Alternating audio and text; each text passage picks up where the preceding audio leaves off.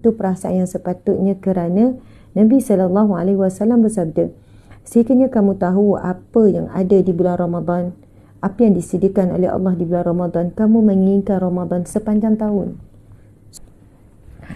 Alhamdulillah, tuan-puan yang dihormati lagi dikasihi, Masya Allah.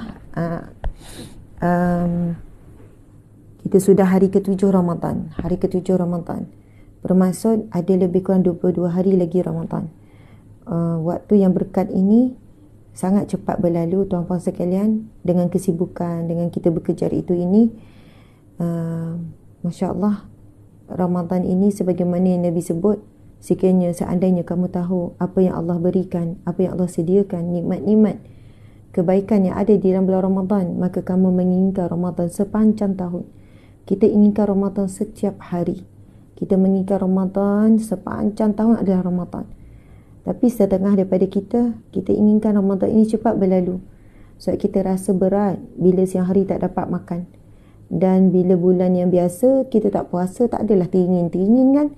Bila bulan Ramadan, tengah hari kan, petang tu, kadang pagi dah ada teringin. Begitulah ya, ujian dan juga nikmat di bulan Ramadan. Bila ujiannya, bila kita teringin tak dapat makan. Lepas tu bila kita dapat makan berbuka, nikmat itu berganda lagi daripada siang hari yang kita dapat makan, nak makan dapat makan terus. Rupanya bila kita menahan hawa nafsu, Allah beri kita nikmat bukan hanya di akhirat tapi di dunia. Masya Allah. Okey, sahabat-sahabat yang dihormati lagi dikasihi, salam 7 Ramadan bersamaan dengan 18 hari bulan 3 2024 dan hari yang ada hari Isnin. Siri kuliah kita adalah bilangan siri kuliah kita ke-477. Kuliah yang kita mulakan masa PKP ni, hari ni sudah pun kuliah siri yang ke-477. Apa khabar sahabat-sahabat semua? Walau di mana anda berada, semoga semuanya sihat walafiat. Jika sakit, Allah berikan kesembuhan. Jika dalam kesempitan, Allah beri kelapangan. Jika dalam kebuntuan, Allah tunjukkan jalan. Jika dalam kesedihan, Allah beri kegembiraan. Jika dalam derita, Allah berikan kebahagiaan. Mudah-mudahan barakah Ramadan. Dan yakinlah setiap sesuatu ada hikmahnya. Yakin setiap sesuatu ada hikmahnya. Yakin setiap sesuatu ada hikmahnya. Allah Subhanahu wa taala berfirman, A'udzubillahi minasyaitonirrajim. وَعَسَىٰ أَن تَكْرَهُوا شَيْئًا وَهُوَ خَيْرٌ لَكُمْ وَعَسَىٰ أَن تُحِبُّوا شَيْئًا وَهُوَ شَرٌّ لَكُمْ وَاللَّهُ يَعْلَمُ وَأَنْتُمْ لَا تَعْلَمُونَ. Sadaqallahul Azim. Yang bermaksud, boleh jadi apa yang kamu suka itu, ia buruk bagi kamu. Kerana itu Allah tidak izinkan ia berlaku. Boleh jadi apa yang baik itu, apa yang boleh jadi wa'asa an takrahu syai'an wa huwa khairul lakum. Boleh jadi apa yang kamu benci, yang kamu tidak suka, yang kamu rasa sedih, kecewa itu, ia baik bagi kamu. Wa'asa an tuhibbu syai'an wa huwa syarrul lakum. Boleh jadi apa yang kamu suka itu, apa yang kamu nak, apa yang kamu kejar itu, ia buruk bagi kamu. Ia buruk bagi kamu. Inna Allah ya'lamu wa antum la ta'lamun. Sesungguhnya Allah Maha mengetahui. Ayat mana tu, Dek? Terus cari ya, ayat ke hadis. Hadis pertama tadi saya tunggu juga. Hadis yang berkait dengan seandainya tu Ramadan sepanjang tahun tu. Beri saja. Subhanallah, cuma saya tak ingat. Mungkin ada yang nak cari ayat mana lah Ustazah baca tu. Kita selalu dengar ayat tu kan. A'udzubillahi minasyaitanirrajim. Wa 'asa an takrahu syai'an wa huwa khairul lakum. وَعَسَىٰ أَن تُحِبُّوا شَيْئًا وَهُوَ شَرٌّ لَكُمْ وَاللَّهُ يَعْلَمُ وَأَنْتُمْ لَا تَعْلَمُونَ. Boleh jadi apa yang kamu tak suka itu ia baik bagi kamu. Dan boleh jadi apa yang kamu suka itu ia buruk bagi kamu. Sesungguhnya Allah Maha tahu, kamu tidak tahu apa-apa. Dan cukuplah ayat itu memberikan satu motivasi yang sangat besar bagi kita. Satu motivasi yang sangat hebat. Satu motivasi yang sangat kuat. Dalam situasi apapun, kita selalu ingat firman Allah ini. Bahawa Allah Maha tahu, kita tidak tahu apa-apa perancangan Allah. Saya rasa kita sudah sampai pada satu titik atau satu landasan yang jelas. Sebab kita dah lalui banyak pengalaman yang perit dan pahit dalam hidup. Kalau kita perasan dan kita sedar, bila berlakulah sesuatu yang berat, subhanallah, seberat apa pun ujian Allah tersebut, mana dek?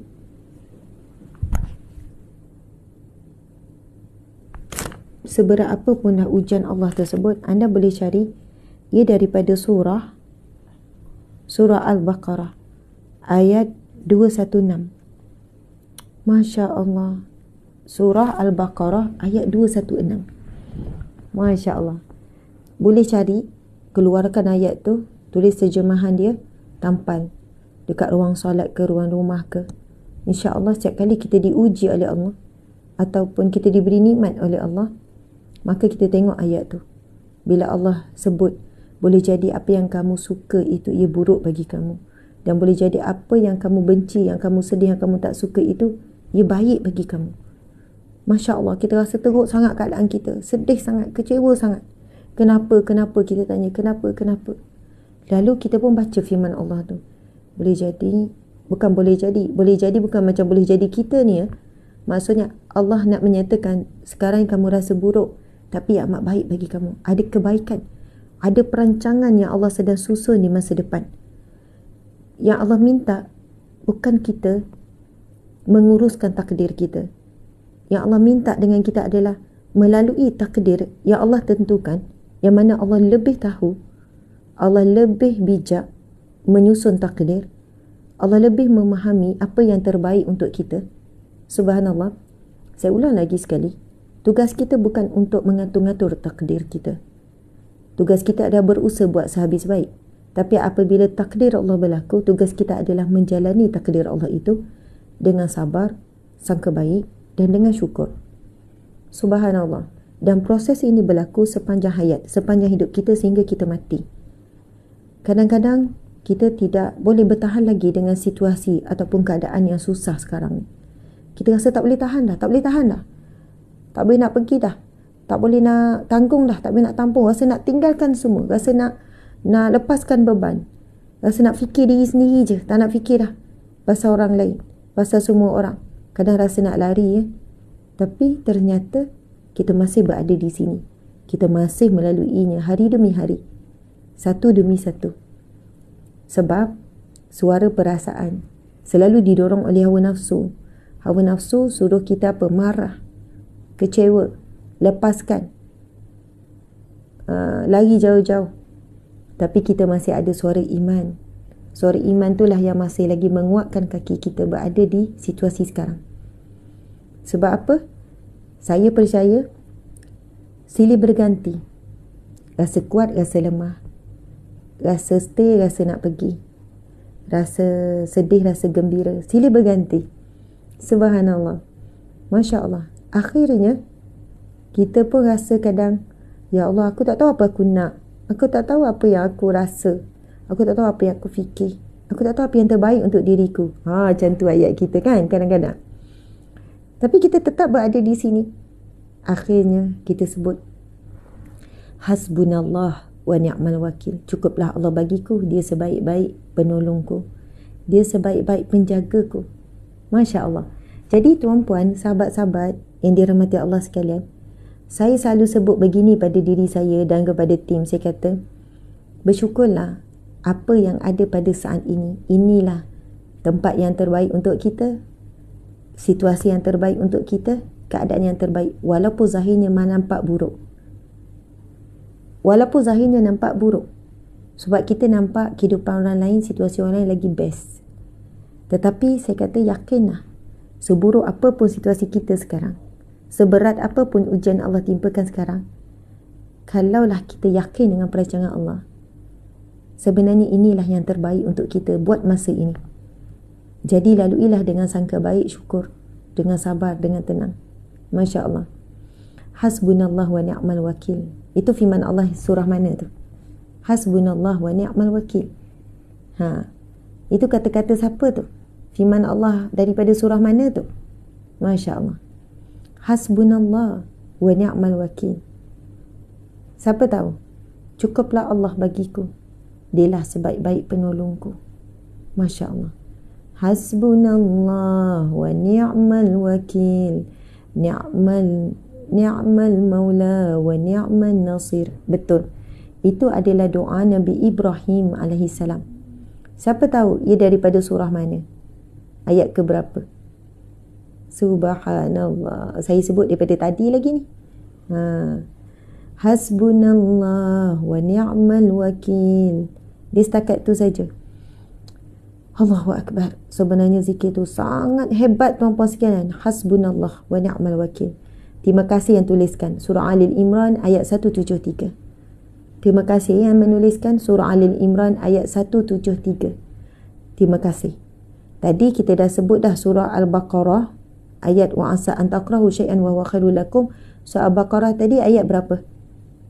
Wa asa an takrahu syai'an wa huwa khairul lakum. Ayat yang ke 216.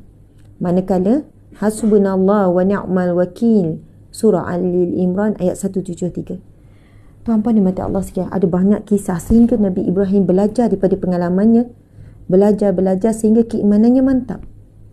Tuan-puan sekalian, setelah Nabi Ibrahim tidak pernah henti diuji oleh Allah semasa remaja lagi, berhadapan dengan ayahandanya, dan Nabi Ibrahim diperintahkan Allah untuk lawan ayahnya. Ayahnya yang mengukir patung. Tuan-puan sekalian, nanti saya bacakan sikit. Ada ayat Al-Quran yang berkaitan dengan kisah Nabi Ibrahim, yang mana Nabi Ibrahim minta dengan Allah supaya dia diberikan petunjuk untuk meneguhkan keimanan dia. Yang mana Nabi Ibrahim minta, tunjukkanlah sesuatu, sehingga Allah perintahkan Nabi Ibrahim untuk menyembelih dan memotong burung sampai hancur dan dipecahkan. Nanti saya bacakan ayat tu. Bukan tujuan Nabi Ibrahim tidak mempercayai Allah, tetapi Nabi Ibrahim nak meneguhkan kepercayaan dia kepada Allah. Dan setelah Nabi Ibrahim betul teguh dengan Allah Subhanahu Wa Taala, tidak ada keraguan sedikit pun dengan perintah Allah, dengan ketetapan Allah, dengan ketentuan Allah, Nabi Ibrahim tidak pernah berpaling lagi. Walau apa pun kesukaran, ujian, perintah walaupun tak logik, diperintahkan supaya tinggalkan anak dan isteri, anak yang masih bayi di padang pasir yang kontang, Nabi Ibrahim tidak pertikaikan dah. Setelah imannya begitu teguh, kepercayaannya begitu teguh, setelah melalui pengalaman-pengalaman keperitan hidup, imannya makin teguh. Walaupun Allah perintahkan sesuatu yang tidak logik akal manusia, tinggalkan isteri dengan anak-anak di tempat yang tidak ada apa-apa, sumber air, tak ada tempat tinggal, tak ada apa-apa, tuan-puan sekalian. Masya Allah, hebat kan keimanan Nabi Ibrahim. Setelah sekian lama, diperintahkan pula apa dia? Dia perintahkan pula untuk menyembelih anak. Bayangkan, diperintahkan menyembelihkan anak. Kalau fikir logik, akal fikiran, lagi tak logik. Dah lah baru jumpa anak tu, suruh sembelih anak. Tak pernah orang sembelih anak. Sembelih kambing, lembu, itu iyalah. Ni sembelih anak, tuan-tuan sekalian. Sebab itu akhirnya Allah berfirman, Allah mengambil Nabi Ibrahim sebagai wattakhadha Ibrahim khalila. Itu nanti kita tengok ayat ke berapa. Sebab kita ni kan tadabbur Al-Quran ni bila bulan Ramadan. Jadi kita tadabbur terus. Bila sebut, anda terus tulis, buat nota. Allah mengambil Nabi Ibrahim khalila sebagai kekasih setelah lulus pelbagai ujian. Tuan-puan sekalian, semoga kita juga sentiasa lulus dengan ujian Allah, lulus. Datang ujian, lulus. Dan akhirnya Allah mengambil kita sebagai kekasihnya. Allah akan mencintai kita. Okey, tuan-puan sekalian, saya bacakan firman Allah Subhanahu Wa Taala. A'udzu billahi minasyaitonir rajim. Bismillahirrahmanirrahim. وَإِذْ قَالَ إِبْرَاهِيمُ رَبِّ أَرِنِي كَيْفَ تُحْيِي الْمَوْتَى قَالَ أَوَلَمْ تُؤْمِنْ قَالَ بَلَى وَلَكِنْ لِيَطْمَئِنَّ قَلْبِي قَالَ فَخُذْ أَرْبَعَةً مِنَ الطَّيْرِ فَصُرْهُنَّ إليك ثم اجعل على كل جبل على كل جبل منهن جزءا ثم ادعهن يأتينك سعيا واعلم أن الله عزيز حكيم. Masya Allah. Tuan-puan sekalian, Allah Subhanahu Wa Taala berfirman, dan ingatlah ketika Nabi Ibrahim merayu dengan berkata, wahai Tuhanku, perlihatkanlah kepadaku bagaimana engkau menghidupkan makhluk-makhluk yang mati. Masya Allah. Nabi Ibrahim minta dengan Allah satu permintaan. Permintaan apa? Wahai Tuhanku, perlihatkan kepadaku, tunjukkan kepadaku. Aku nak tengok sendiri depan mata. Bagaimana engkau menghidupkan makhluk-makhluk yang telah mati. Lalu Allah berfirman kepada Nabi Ibrahim AS, adakah engkau belum beriman ataupun engkau belum percaya kepada kekuasaanku? Masya Allah. Bila Nabi Ibrahim minta dengan Allah, ya Allah, tunjukkan kepadaku bagaimana engkau menghidupkan sesuatu yang telah pun mati. Tunjukkan kepadaku. Lalu Allah bertanya kepada Nabi Ibrahim, adakah engkau belum percaya kepada kekuasaanku? Lalu Nabi Ibrahim menjawab, bahkan aku percaya dan aku yakin, ya Allah. Akan tetapi aku memohon yang demikian supaya tenteram hatiku, supaya hatiku tenang. Sebab mungkin ia menjadi satu persoalan. Selalu Nabi Ibrahim ni duk berfikir-fikir ni, kan? Jadi dia nak Allah tunjukkan. Selalu duk fikir-fikir ni. Masya Allah. Bagaimanalah Allah hidupkan sesuatu yang dah mati hidup semula. Lalu Allah pun berfirman, jika demikian, ambillah 4 ekor burung. Allah suruh Nabi Ibrahim ambil 4 ekor burung. Kemudian kumpulkan olehmu dan cincanglah semuanya. Maksudnya ambil 4 ekor burung. Lepas tu sembelih. Lepas tu cincang. Suruh cincang halus. Setelah itu letakkanlah di atas tiap-tiap sebuah bukit sebahagian daripadanya. Kemudian serulah burung-burung itu, nescaya semuanya akan datang kepadamu dengan segera. Dan ketahuilah sesungguhnya Allah Maha Kuasa lagi Maha Bijaksana. Tuan-puan sekalian, anda boleh cari firman Allah ini di dalam surah, Masya Allah, surah Al-Baqarah. Firman Allah yang saya bacakan, yang kadang kita tak pernah dengar ceritanya, macam pelik sangat ni. Takkan Nabi Ibrahim petikaikan, Nabi Ibrahim minta macam tu, kan? Sebab itu kadang-kadang bila kita baca Al-Quran, kita baca terjemahan, akhirnya kita akan rasa apa? Macam tak pernah baca ayat ni, macam tak pernah dengar ayat ni, macam tak pernah jumpa ayat ni. Subhanallah. Itu ada Ustaz Luqman Makhtar keluarkan satu buku yang bertajuk Al-Quran yang tidak pernah dibaca. Maksudnya kita baca tapi tak baca betul-betul. Kisah ni menarik, kan? Iaitu daripada surah Al-Baqarah ayat 260. Ustaz Ashraf, Ustaz pernah dengar kisah ni? Sebenarnya saya dah ulang banyak kali juga, cuma mungkin ada yang tak perasan. Tapi kisah ni, bayangkan Allah merakam dalam Al-Quran. Dan perbualan antara Nabi Ibrahim dengan Allah ni menarik. Dan apa yang Allah suruh kepada Nabi Ibrahim tu, Nabi Ibrahim minta sikit je, tapi Allah tunjuk lebih lagi kuasa dia. Subhanallah. Saya ulang lagi tuan-puan sekalian, surah Al-Baqarah ayat 260. Boleh cari ya, juzuk yang kedua ayat 260. Allah Subhanahu Wa Taala berfirman di dalam ayat 260 juzuk yang kedua surah Al-Baqarah. Nabi Ibrahim berkata kepada Allah, ya Allah, tunjukkanlah kepadaku bagaimana engkau menghidupkan sesuatu yang telah mati. Bagaimana engkau menghidupkan sesuatu yang telah pun mati. Lalu Allah pun bertanya kepada Nabi Ibrahim AS, adakah kamu masih tidak percaya dengan kuasaku? Sampai kena minta bukti, minta ditunjukkan. Lalu Nabi Ibrahim menjawab, tidak, aku sebenarnya yakin dan percaya kepadamu, ya Allah. Cuma aku nak tenteramkan hatiku. Maksudnya ada bisikan kot, tertanya-tanya, nak tenangkan hati, tak nak fikir-fikir lagi dah, ibarat macam tu. Subhanallah. Lalu Allah perintahkan Nabi Ibrahim, wahai Ibrahim, ambil 4 ekor burung, lalu cincanglah. Bukan sembelih. Allah bukan sakat suruh sembelih lepas tu burung tu hidup balik. Tak. Allah perintahkan lebih daripada Nabi Ibrahim minta. Allah nak tunjukkan kuasa Allah melebihi daripada yang Nabi Ibrahim boleh bayang dan fikir. Allah perintahkan supaya dicincang. Tuan Puan sekalian, kalau kita sebut cincang, ada beza tak dengan potong? Kalau potong tu, potong ayam, potong tu macam besar-besaran. Kalau cincang, cincang halus kan? Kalau kita kata cincang bawang pun halus. Kalau potong bawang, besar-besar. Maksudnya, 4 ekor ni disembelih dan dicincang halus, lepas tu digaulkan.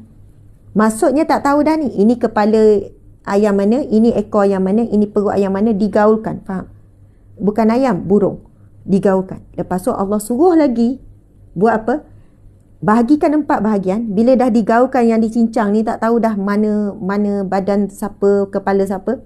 Allah perintahkan supaya kamu divert, kita panggil, kamu divert, kamu kamu asingkan kepada 4 dan letakkan di bukit yang berbeza-beza. Maksudnya dah bagi 4 yang hasil campur cincang ni, satu letak kat bukit ni, satu letak jauh, satu letak bukit ni, satu letak bukit ni. Lepas tu Allah suruh Nabi Ibrahim, kemudian kamu panggil balik burung tu, dan kamu akan dapati sekelip mata 4 ekor burung itu akan berada di hadapanmu. Hebat kan? Kalau kita bayangkan bila Nabi Ibrahim minta dengan Allah, ya Allah, tunjukkanlah bagaimana engkau menghidupkan sesuatu yang mati. Cukup sekadar sembelih, lepas tu hidup balik. Tapi Allah perintahkan lebih daripada apa yang Nabi Ibrahim bayangkan. Kamu cincang. Tak cukup dengan cincang gaul, itu pun sebenarnya kita fikir macam mana nak kembalikan semula dah bergaul kan. Bukan sekadar itu, Allah suruh asingkan pula. Asingkan. Letakkanlah di atas setiap tu 4 bahagian tu kepada 4 bukit. Lalu Allah perintahkan kepada Nabi Ibrahim, kamu seru, kamu panggil, kamu seru, kamu panggil. Tak apa, kamu jangan tak jauh sangat, jauh saya ambil. Dia tak dekat-dekat. Okey. Kamu seru, kamu panggil balik, dan sekelip mata burung itu akan berada di hadapanmu. Cari surah Al-Baqarah ayat 260. Anda akan jumpa ayat yang sangat luar biasa ini. Subhanallah. Soalannya Allah nak nyatakan, sangat senang Allah nak hidupkan manusia yang telah mati. Bukan sekadar senang, ia jauh lebih daripada itu. Kamu dah jadi tulang belulang. Kalau digali pun tanah kubur itu dah tak ada apa dah, habuk pun tak ada. Allah boleh seru sekelip mata, maka manusia itu kembali seperti sedia kali. Burung tu berada di hadapan Nabi Ibrahim sekelip mata dalam keadaan hidup dan berterbangan. Masya Allah. Allah maha berkuasa, tuan-puan sekalian. Allah maha berkuasa. Allah maha berkuasa. Subhanallah. Allahu Akbar.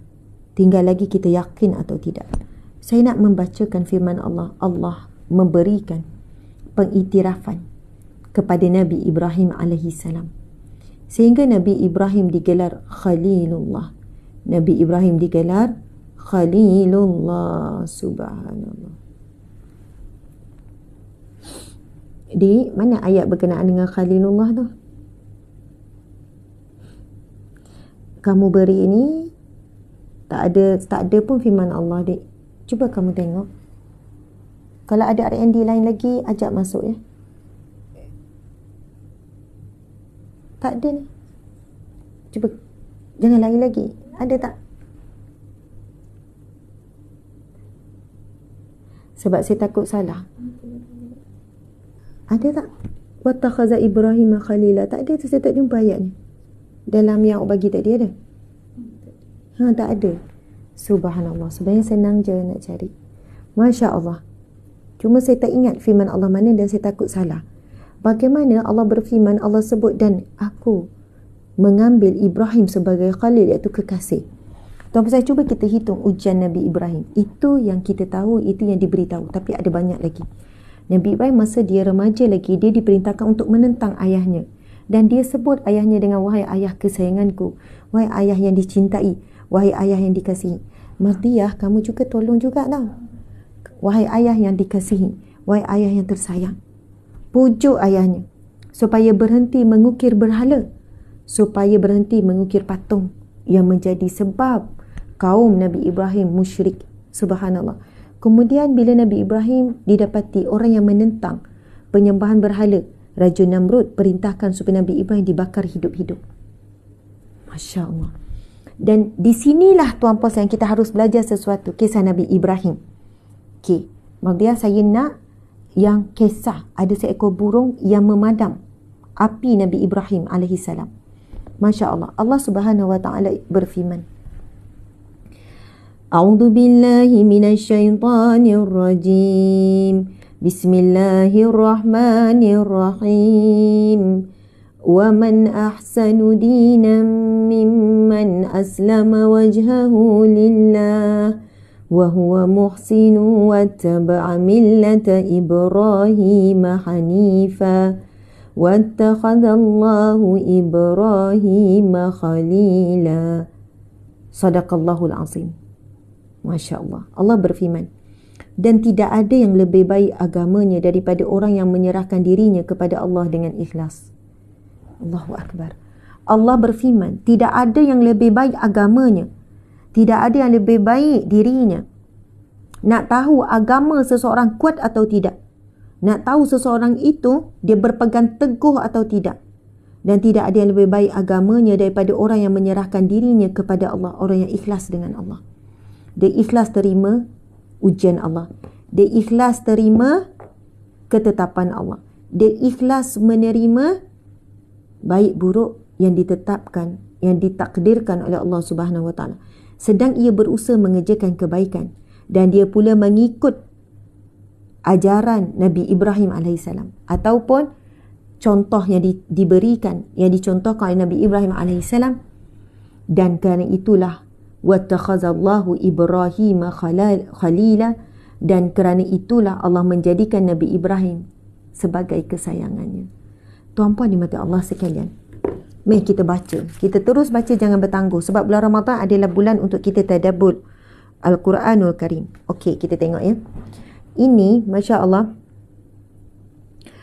kisah Nabi Ibrahim alaihissalam. Yang saya bacakan ini rujuk kepada Jabatan Pejabat Mufti Wilayah Persekutuan Al-Kafi 1142. Okey, kita tengok. Al-Hafiz Ibnu Qasim menceritakan, penduduk negeri Haran. Tuliskan tuan-puan sekalian, ini yang seronok ni bila kita tadabbur Al-Quran. Kita terus tahu kisah-kisah yang terkandung di dalam Al-Quranul Karim.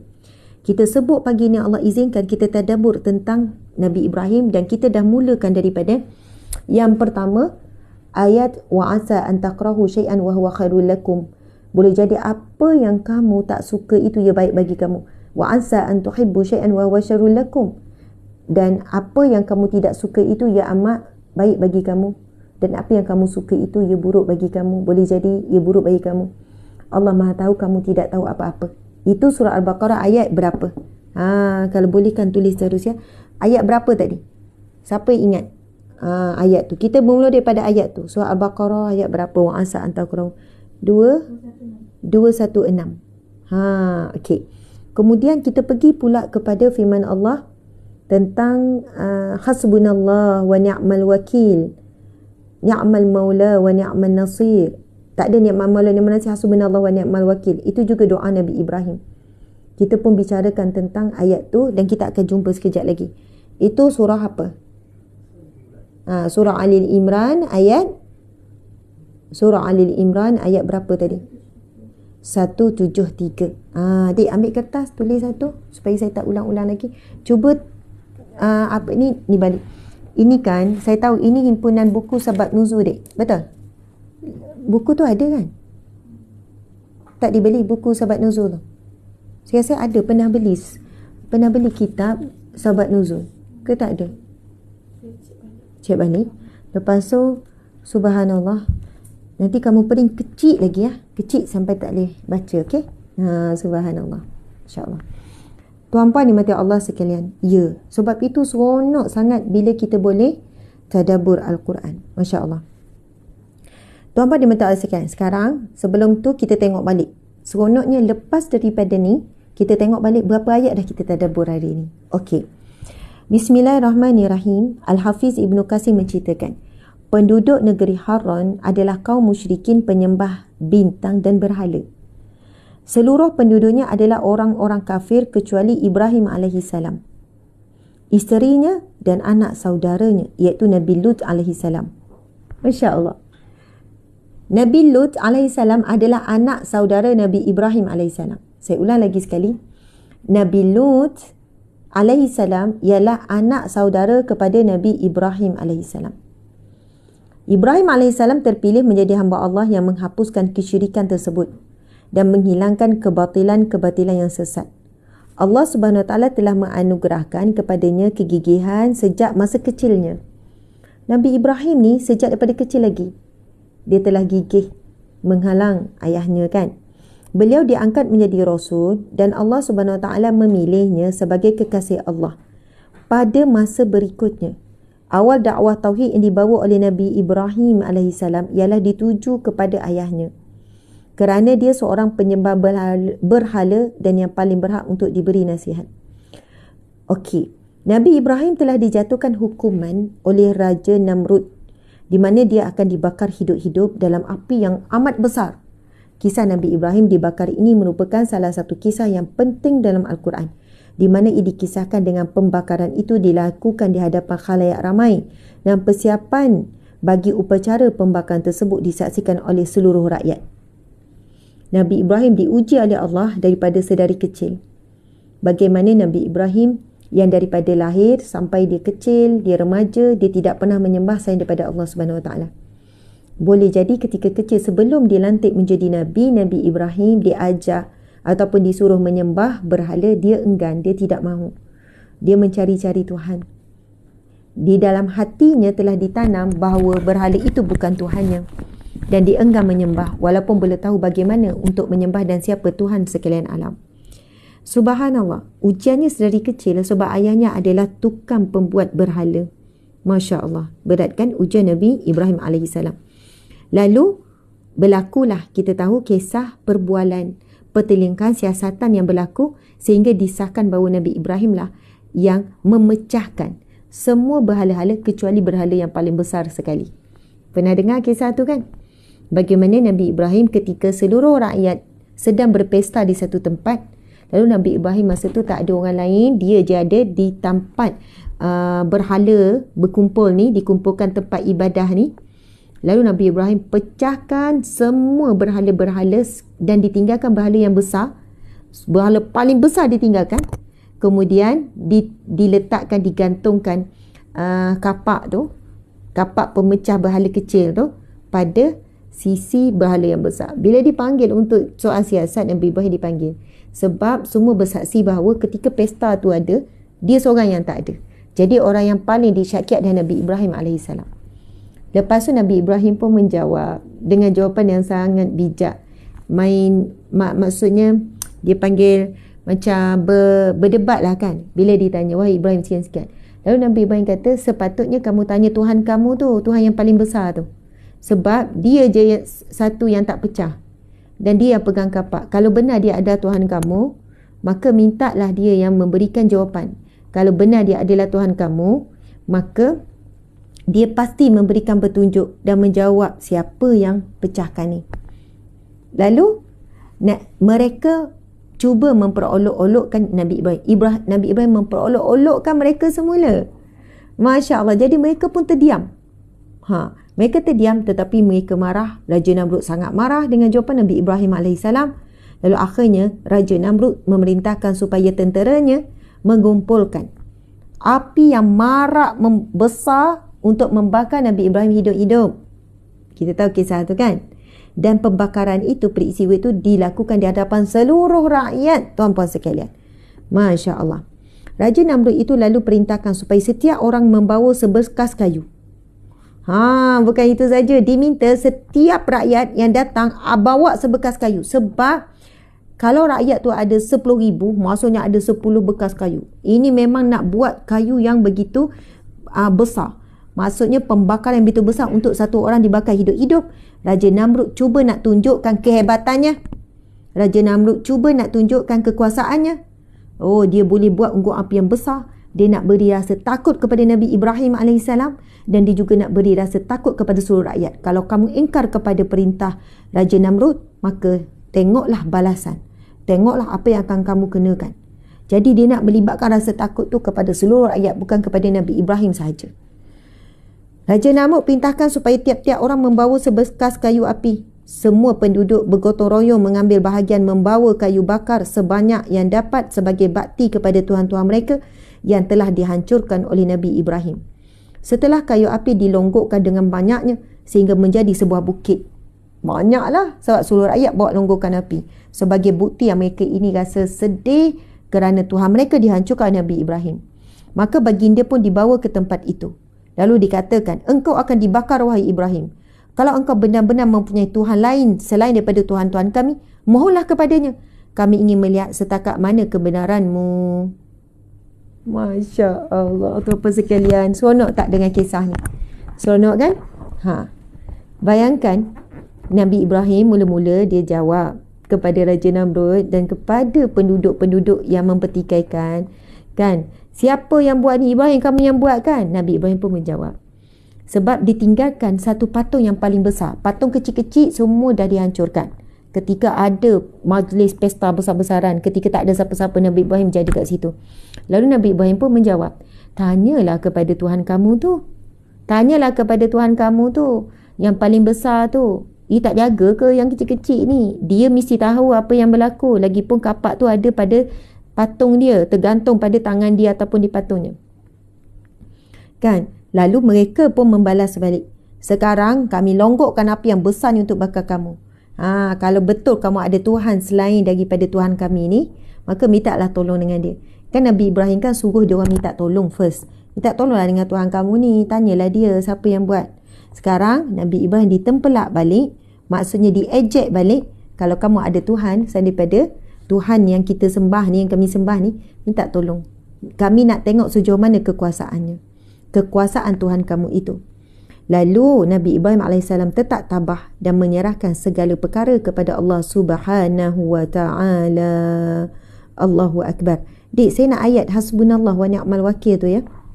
Sebab sini tak ada ni. Allah Subhanahu wa ta'ala berfirman di dalam surah As-Saffat. Tuliskan tu apa sekian. Ini seronok kita tadabbur ni. Okey, baca surah, tandakan surah As-Saffat ayat 95-98. Contoh ya, bila saya minta sesuatu, awak tak boleh tengok tajuk je macam tadi. Sebab bila awak tengok tajuk, rupanya tak ada pun ayat yang diperlukan. Sepatutnya awak kena belek, awak kena baca bertepatan tak dengan apa yang saya perlukan. Satu lagi, kisah burung. Tadi awak belek, ada tak kisah burung? Awak tak tengok kan? Sebab tak ada. So, sebab itu kena bertepatan, kena check. Jangan terus bagi saya link ya. Okey, tuan-puan dimati Allah sekalian. Saya akan bacakan surah As-Saffat ayat 95-98. Ini kisah yang berkaitan dengan pembakaran Nabi Ibrahim alaihissalam. A'udzu billahi minasyaitonir rajim. Bismillahirrahmanirrahim. Qala ata'buduna ma tanhitun. Wallahu khalaqakum wa ma ta'malun. Qalu banu lahu bunyana fa'alquhu fil jahim fa'aradu bihi kaidan faja'alnahumul asfalin. Sadaqallahul azim. Yang bermaksud, bagi menjawab bantahan mereka, ia berkata, patutkah kamu menyembah benda-benda yang kamu pahat? Nabi Ibrahim berkata kepada kaumnya, berkata kepada orang yang bertanya ni, kan, patutkah kamu menyembah benda-benda yang kamu pahat? Kamu sendiri pahat, kamu yang kena buat Tuhan kamu, lepas tu kamu sembah. Kamu pahat, kamu buat, kamu yang kena buat Tuhan kamu, bukan dia yang buat kamu. Lepas kamu pahat kamu buat, lepas tu kamu sembah. Padahal Allah yang menciptakan kamu dan benda-benda yang kamu buat itu. Betul, saya tengok ada tulisan daripada sahabat kita di IG, dia kata Nabi Ibrahim adalah seseorang yang sangat bijak. Memang benar, dia bijak, dia pandai berdialog, dia pandai berjidal, kita kata dia pandai berdebat. Ayat-ayat dia tu menggunakan logik akal. Apa Nabi Ibrahim sebut? Patutkah kamu menyembah benda-benda yang kamu sendiri pahat? Fikirlah, kamu yang pahat, kamu yang buat, lepas tu kamu yang sembah. Patut Tuhan yang ciptakan kamu, sekarang kamu yang ciptakan Tuhan. Lepas kamu ciptakan, kamu pula sembah dia. Lepas tu kamu kena baiki dia kalau dia rosak. Kalau dia rosak, kamu pun tak boleh nak baiki dia. Masya Allah. Dan sekarang Tuhan-Tuhan kamu sedang hancur lebur, pun tak boleh pertahankan diri. Maksud Nabi Ibrahim bagikan dari sudut akal fikiran.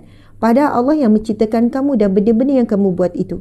Setelah tak dapat berhujah lagi, ketua-ketua mereka pun berkata, Binalah untuk Ibrahim sebuah tempat untuk membakarnya. Kemudian campakkan dia ke dalam api yang menjulang-julang itu.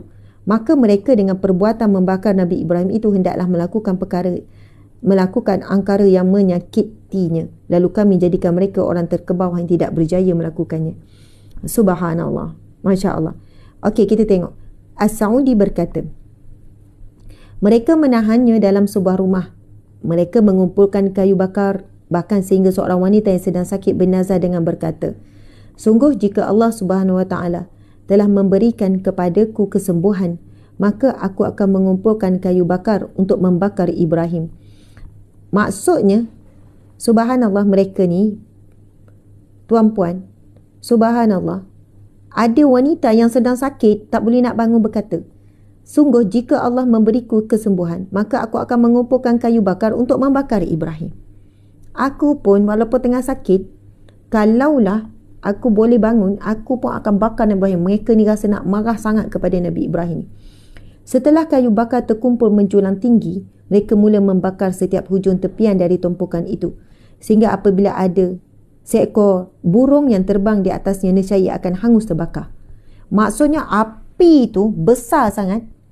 Sehingga kan, besar sangat api yang membakar Nabi Ibrahim ni, sehingga kan sekiranya ada burung yang terbang di atasnya, walaupun jauh, akan terbakar. Mereka mendatangi Nabi Ibrahim AS, kemudian mengusungnya sampai di puncak tumpukan tinggi kayu bakar tersebut. Riwayat lain menyebutkan ia diletakkan dalam hujung manjani'. Nabi Ibrahim AS mengangkat kepalanya menghadap langit. Maka langit, bumi, gunung dan para malaikat berkata, wahai Rabb, sesungguhnya Ibrahim akan dibakar kerana memperjuangkan hakmu. Lalu Nabi Ibrahim berkata, ya Allah, Engkau Maha Esa di atas langit dan aku sendiri di bumi. Tiada seorang pun yang menyembahmu di atas muka bumi ini selainku. Cukuplah bagiku Engkau sebaik penolongku. Ayat ni sangat menarik tuan-puan sekalian. Sangat menarik. Hasbunallah wa ni'mal wakil. Mana ayat tu? Hasbunallah wa ni'mal wakil. Surah Ali Imran ayat 173. Saya nak ayat penuh dia. Dan macam mana sehingga Nabi Ibrahim menyebutkan ayat hasbunallah wa ni'mal wakil? Surah Ali Imran ayat 173. Tuan-puan sekalian. Sekarang, Masya Allah, mari kita perhatikan secara mendalam apa yang sedang berlaku ni. Bayangkan Nabi Ibrahim AS, Raja Namrud diperintahkan apa? Semua rakyat berkumpul satu tempat. Berkumpul di satu tempat untuk membakar Ibrahim. Dan setiap rakyat diminta untuk bawa kayu bakar. Sehingga kayu bakar dikumpul menjadi satu bukit.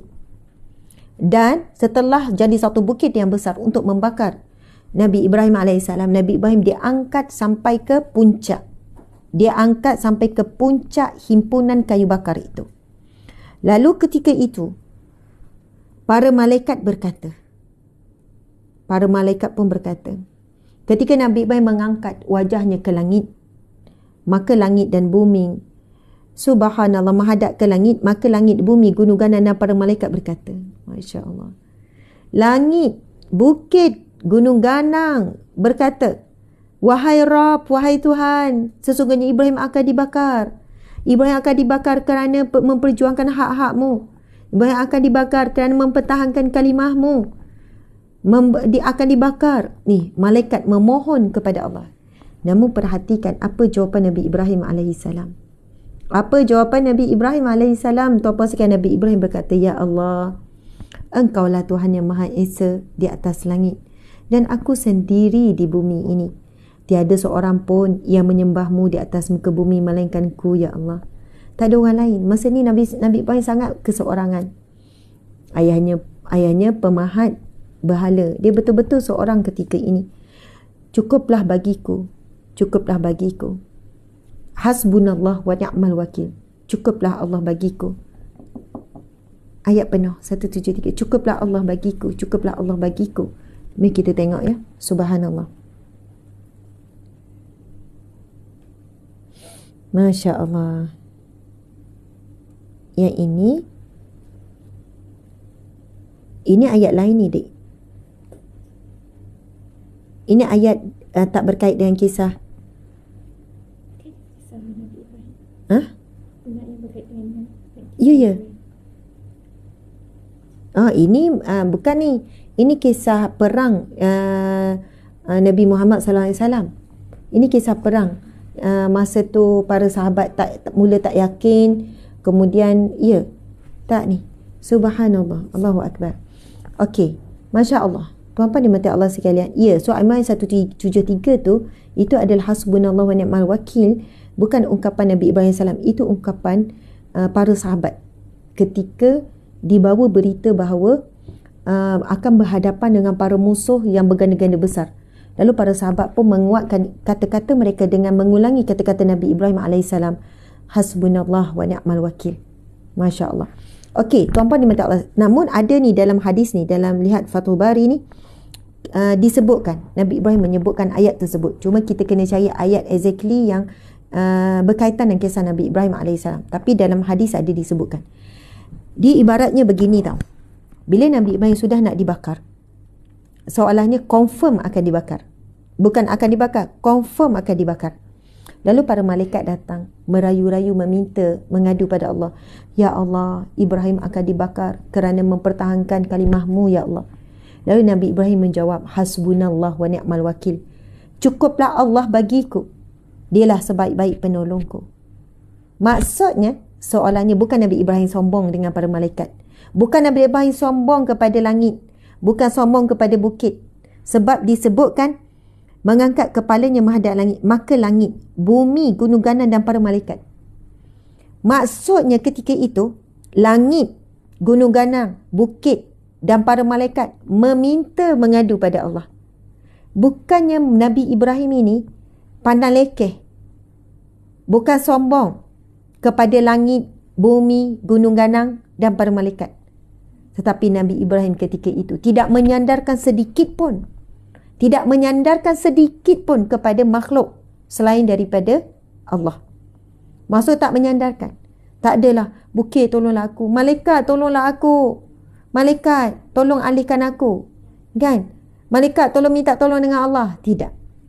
Soalannya ungkapan Nabi Ibrahim AS bila dengar malaikat meminta dengan Allah. Bumi meminta Allah. Gunung ganang meminta dengan Allah. Langit meminta dengan Allah. Lalu Nabi Ibrahim mengungkapkan kata-kata, hasbunallah wa ni'mal wakil. Cukuplah Allah bagiku. Dia sebaik-baik penolong. Soalannya nak sebut macam ni. Wahai malaikat, wahai bukit, wahai gunung ganang, wahai bumi, jangan engkau menjadi yang berada di tengah antara aku dengan Allah. Jangan engkau hadir di antara aku dengan Allah. Jangan engkau berada di tengah-tengah antara aku dengan Allah. Subhanallah. Sebab Nabi Ibrahim direct kepada Allah. Nabi Ibrahim direct kepada Allah. Nabi Ibrahim tak ragu sedikit pun. Walaupun malaikat menawarkan pertolongan, bukit itu boleh je bergoyang, bergoncang supaya ataupun bumi menggoncang sehinggalah bukit kayu api itu boleh saja terlerai. Nak kata hebatnya keimanan Nabi Ibrahim AS. Subhanallah, Nabi Ibrahim menyebutkan, hasbunallah wa ni'mal wakil. Cukuplah Allah bagiku. Dialah sebaik-baik penolongku. Dialah sebaik-baik pelindungku. Masya Allah. Tuan-tuan sekalian, kita nak dapat tahap ni, keimanan ni jauh sekali lah. Sebab kita masih lagi perlukan manusia keliling kita, apa yang kita ada dan sebagainya. Masya Allah. Hasbunallah wa ni'mal wakil. Masya Allah. Ya, Nana sebut hasbunallah wa ni'mal wakil. Qalaha Ibrahim alaihi salam hina alqi finnar. Rawahu Bukhari. Ya. Hadis Bukhari ada menyebutkan. Hadis riwayat Bukhari ada menyebutkan tentang, Dek, sahabat-sahabat kamu dah ada masuk tak ajak ke dia orang? Saya dah sebut tadi kan, supaya lebih cekap. Ya, subhanallah. Mana matanya? Subhanallah. Tuan-tuan dimati Allah sekalian. Ya, Masya Allah.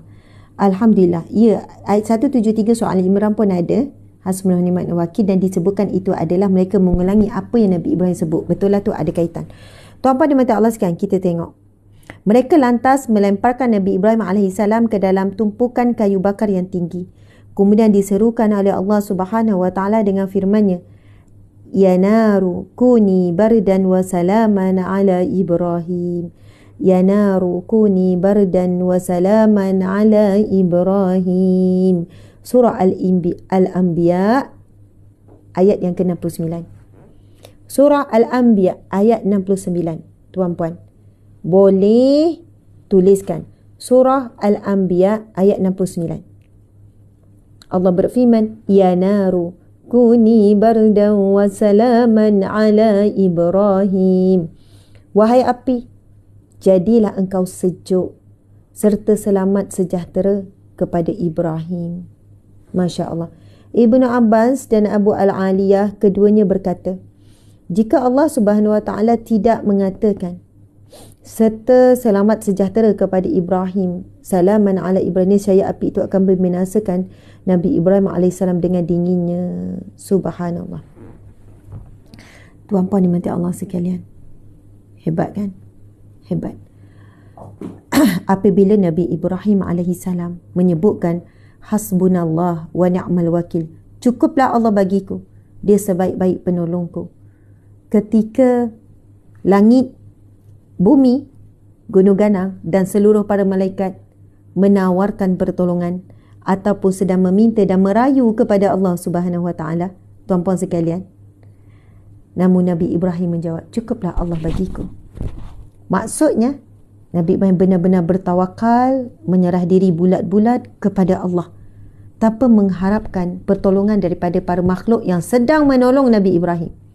Untuk makluman tuan-puan sekalian, bukan hanya malaikat, bumi, langit dan juga bukit bukau yang sedang cuba membantu Nabi Ibrahim saat itu, tetapi Ibnu Katsir dalam kitab Tafsir Al-Quranul Azim menjelaskan bahawa semua binatang-binatang yang melata di bumi juga cuba memadamkan api yang membakar Nabi Ibrahim AS. Semua binatang-binatang.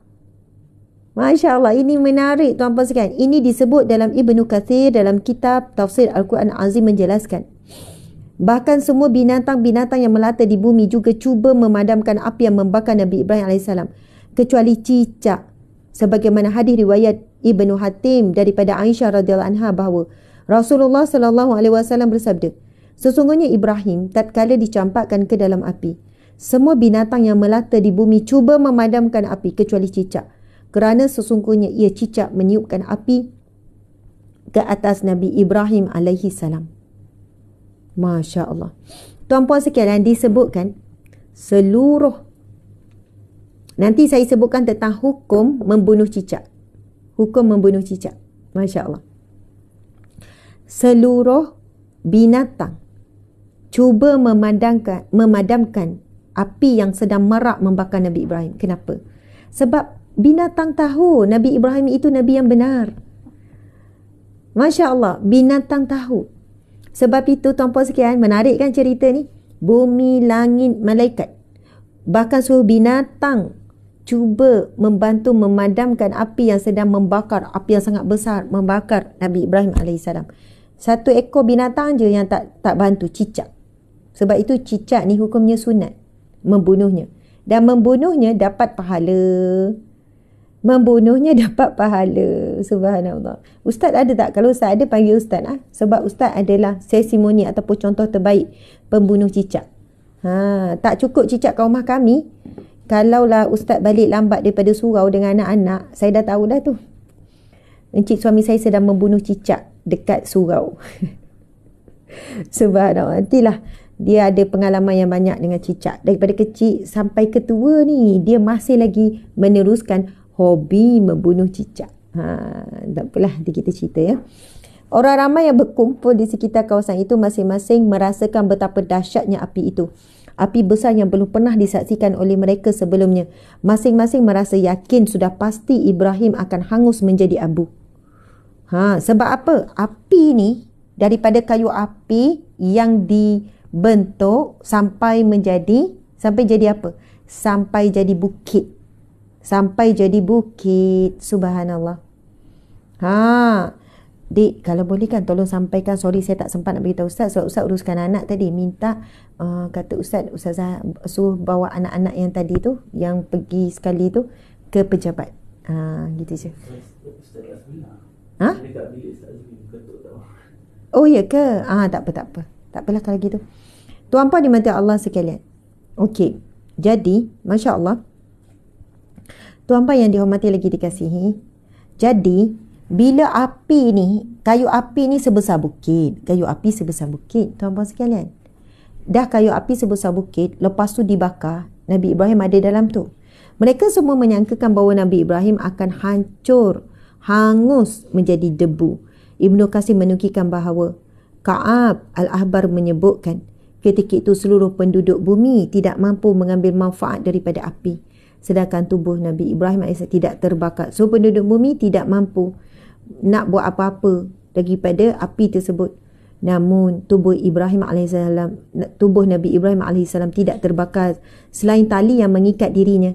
Adhab berkata, diriwayatkan bahawa Jibril AS mengusap keringat dari wajah Ibrahim dan tidak ada yang disentuh oleh api kecuali keringatnya. Akhirnya, apabila api telah terpadam sehingga kayu menjadi abu, maka orang ramai takjub apabila mendapati Nabi Ibrahim AS selamat dengan tidak terkesan oleh api besar tersebut. Subhanallah. Subhanallah. Allahu Akbar. Kisah burung. Masya Allah, kisah burung. Tuan-puan dimati Allah sekalian. Masya Allah. Tentang hukum. Hukum cicak. Subhanallah. Sebenarnya ada beberapa fakta juga berkaitan dengan cicak ni. Masya Allah. Tuan-puan dimati Allah sekalian. Dan akhirnya Nabi Ibrahim AS, nanti kisah burung. Jangan lupa dek, apa yang saya sebut-sebut jangan lupa. Sebab saya tak dapat lagi. Okey. Masya Allah. Allahumma salli ala Sayyidina Muhammad wa ala ali Sayyidina Muhammad. Tuan-puan yang dihormati lagi dikasihi, setelah Nabi Ibrahim lulus ujian demi ujian, akhirnya Nabi Ibrahim AS, life will end. Cepat. No. Tu.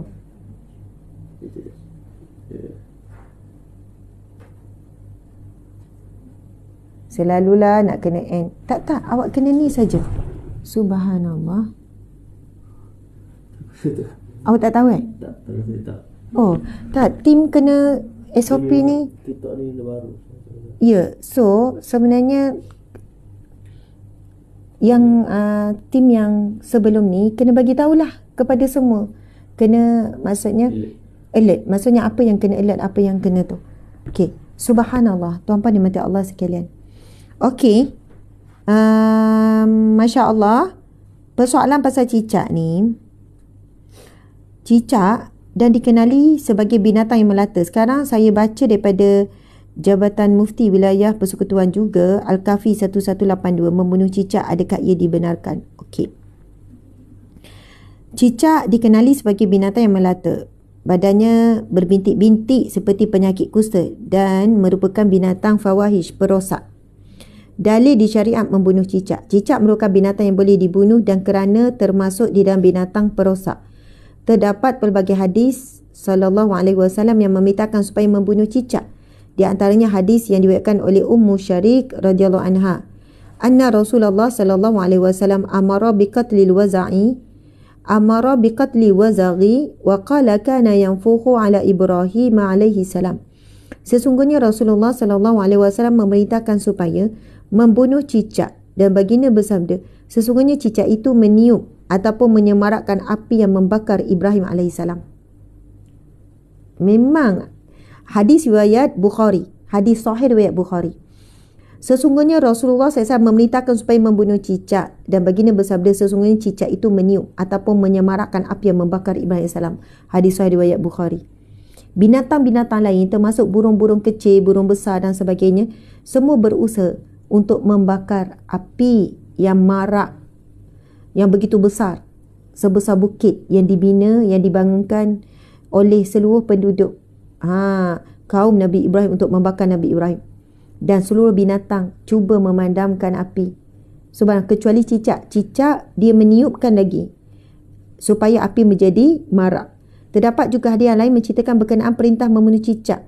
Antaranya hadis riwayat Muslim, hadis sahih riwayat Muslim, anna Nabiy sallallahu alaihi wasallam amara bi qatlil wazaghi wa sammahu fawaisiq. fuwaisiq. Sesungguhnya Nabi Ibrahim AS memerintahkan supaya membunuh cicak dan disebutkan sebagai fuwaisiq, binatang kecil yang mendatangkan kerosakan. Okey, hadis yang lain berkaitan dengan bunuh cicak. Hadis riwayat Muslim yang bermaksud barang siapa yang membunuh cicak dengan pukulan yang pertama, baginya sekian pahala. Barang siapa yang membunuhnya pada pukulan kedua, baginya sekian pahala yang kurang daripada pukulan pertama. Barang siapa yang membunuhnya pada pukulan ketiga, baginya sekian pahala yang kurang daripada pukulan kedua. Kamu pernah bunuh cicak tak? Kamu buat macam mana? Selipar. Kamu biasa boleh bunuh dengan pukulan pertama ke, kedua ke, ketiga? Kedua biasa. Kamu Ashraf? Tak pernah. Budak lelaki kau tak pernah cicak, tak cukup kelakian tau. Oh, awak buat cicak lagi. Jadi awak tak cukup maskulin sebenarnya. Lelaki sejati bunuh cicak. Tengok macam ustaz. Tuan-tuan sekalian, dapat ilmu kan? Dapat ilmu. Masya Allah, dapat ilmu.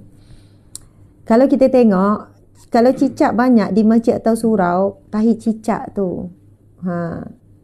Tahi cicak tu banyak, boleh menyebabkan kotorlah masjid. Jadi masjid surau okey. Tuan-tuan sekalian, ini hadis sahih riwayat Muslim. Hadis sahih riwayat Muslim. Masya Allah, 2240.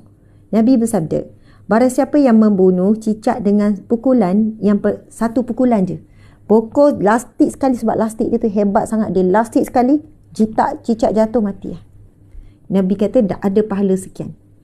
Tapi kalau pukul dengan pukulan kedua, lastik jatuh, lepas tu kena tak mati, dia menggeletek, maksudnya dia sakit, lepas tu ambil slipper, lepas tu dah mati, pukulan kedua, pahala kurang daripada yang pukul sekali. Lepas tu siapa yang pukul ketiga, kurang lagi, sikit lagi. Maksud di sini Nabi suruh kita berlaku ihsan kepada binatang. Berlaku ihsan. Walaupun binatang tu dapat pahala pukul, tetap ada belas kasihan. Jangan seronok-seronok nampak dia menggelitik. Tengok dia menggelitik. Rasakan kau dulu tiup api Nabi Ibrahim kan? Rasakan kau, ni keturunan kau ni. Contoh. Tapi kalau saya tak sampai hatilah nak bunuh. Memang lari jugalah, lari. Kadang kalau dia duduk depan, dia menyerah diri sekalipun. Kalau cicak tu mari serah diri, terlentang, serah diri macam tu kan. Apa kau nak buat lah. Dah serah diri. Mungkin cicak putus cinta ke kan. Ataupun dia tekanan jiwa, kemurungan ke kan. Serah diri depan saya pun saya tak akan bunuh. Memang tak sampai hati nak ambil selipar ke pap. Kesian. Rasa macam kesian kan. Tapi yang sampai hati tu, kalau kita nampak orang bunuh cicak, memang betul ia berdasarkan hadis Nabi, memang dapat pahala.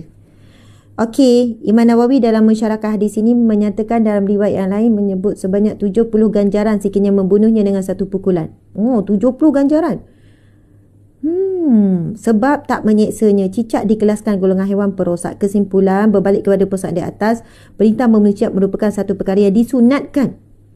Sunat. Adapun cara membunuhnya lebih utama dengan memukul sekali saja. Masya Allah. Tuan-puan, sunat. Dapat pahala. Saya kan, gini ceritanya. Saya masa tu, jujurlah saya cakap. Suami saya ni, encik suami, tapi dia ada musyarat. Dia tak tahulah, hobi dia memang bunuh cicak. Satu hari dia beli getah tu banyak-banyak. Yang getah warna oranye tu, yang ikat tu, dia beli banyak. Saya dah agak dah ni nak buat plastik cicak ni. Plastik cicak ni, lepas tu memang dia buat lah, dia pandai buat. Dia tengok YouTube nak buat lagi cantik, lagi hebat, lagi bagus. Dan dia menunjukkan kehebatannya di depan anak-anak, dan semua anak kagum lah. Kemahiran yang dia dapat daripada kecil sampai remaja, sampai dewasa, lalu dia tunjukkan pada anak-anak sangat kagum bila dia lastik tu kena tepat. Habis cicak di rumah, dia pergi kat surau pula. Kadang lama kat surau, saya kata kenapa lama, balik lambat semua. Abi tembak cicak kat surau pula. Jadi bagus juga. Peringkat awal, masa awal-awal dulu, saya macam ni, kejap hilang, kejap lama sebab cicak. Saya pun kata, tak payahlah bunuh-bunuh cicak tu. Betul ke sunat? Tu kan, masa tu ayat orang jahil. Betul ke sunat? Tak payahlah bunuh. Itu cicak kisah zaman Nabi Ibrahim. Itu cicak ni bukan cicak zaman sekarang. Macam itulah alasan saya. Sebab dia kejap hilang, saya tahu dia cari cicak. Kalau saya tanya Fatimah pun, Abi mana? Cicak, dia jawab. Okey. Tak apa, bukanlah sampai tak boleh kawal diri. Tu sekian ada cicak tak ada, dia tak ada dah lah. Mungkin persatuan cicak pun dah beritahu kot kepada ahlinya, jangan berada di rumah sekian-sekian. Sebab rumah tu memang ada pemburu cicak. Gitu. Jadi saya lama dah tak nampak cicak kat rumah saya. Okey, tuan-puan sekalian. Lepas tu saya pun cari maklumat berkenaan dengan hukum bunuh cicak. Dan akhirnya saya kalah sebab suami saya dia cakap sunat dapat pahala. Jadi saya nak cari dalil, sebenarnya ia bukanlah sepanjang masa macam ia berkait dengan cicak yang berada di zaman Nabi tersebut. Tapi bila saya baca daripada Jabatan Mufti Wilayah Persekutuan, dapat pahala sampai Ibnu Katsir menyebutkan, bukan Ibnu Katsir, tafsiran daripada ulama muktabar, dapat pahala 70 kalaulah pukulan kedua kurang lagi, pukulan ketiga kurang lagi. Jadi tuan-puan sekalian, saya rasa hobi tu hobi yang boleh disokong lah oleh suami, para isteri. On the way balik hari ni pada kerja ke keluar jap lagi, bolehlah beli plastik, beli ni getah banyak-banyak. Part time job ustaz, betul. Bunyi macam suara ustaz. Bolehlah kita panggil penembak cicak kita ni. Subhanallah. Okey, ia bukan saja-saja suka-suka je perkongsian kita ni, sebenarnya ada kaitan dengan kisah Nabi Ibrahim AS yang disebutkan bahawa seluruh binatang membantu untuk nak beri sumbangan untuk membunuh memadamkan api yang membakar Nabi Ibrahim AS, kecuali cicak. Dah ada belum, Dek? Kalau boleh kamu tulis, jangan saya tanya, Dek. Bagikan nota apa-apa kat sini. Kau tak, bila saya tanya, awak nampak dia tak smooth, dia tak cantik. Gitu. Ya, mana list ayat-ayat yang saya baca daripada awal?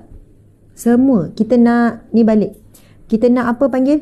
Kita nak recap balik. Apa yang kita dah daripada awal, ayat apa daripada awal, kita dah banyak tadabbur. Sebab kuliah kita kan kuliah tadabbur. Walaupun hari ini kita tidak tadabbur surah An-Nazi'at, tapi daripada awal saya dah mulakan dengan firman Allah, wa asa an takrahu, lepas tu hasbunallah, lepas tu sekian-sekian. Kita banyak ayat kuat yang kita baca dan kisah Nabi Ibrahim. Semuanya tadi kita akan ulang balik. Saya rasa dah 5-6 ayat Al-Quran dah kita baca dan kita tadabbur pada hari ini.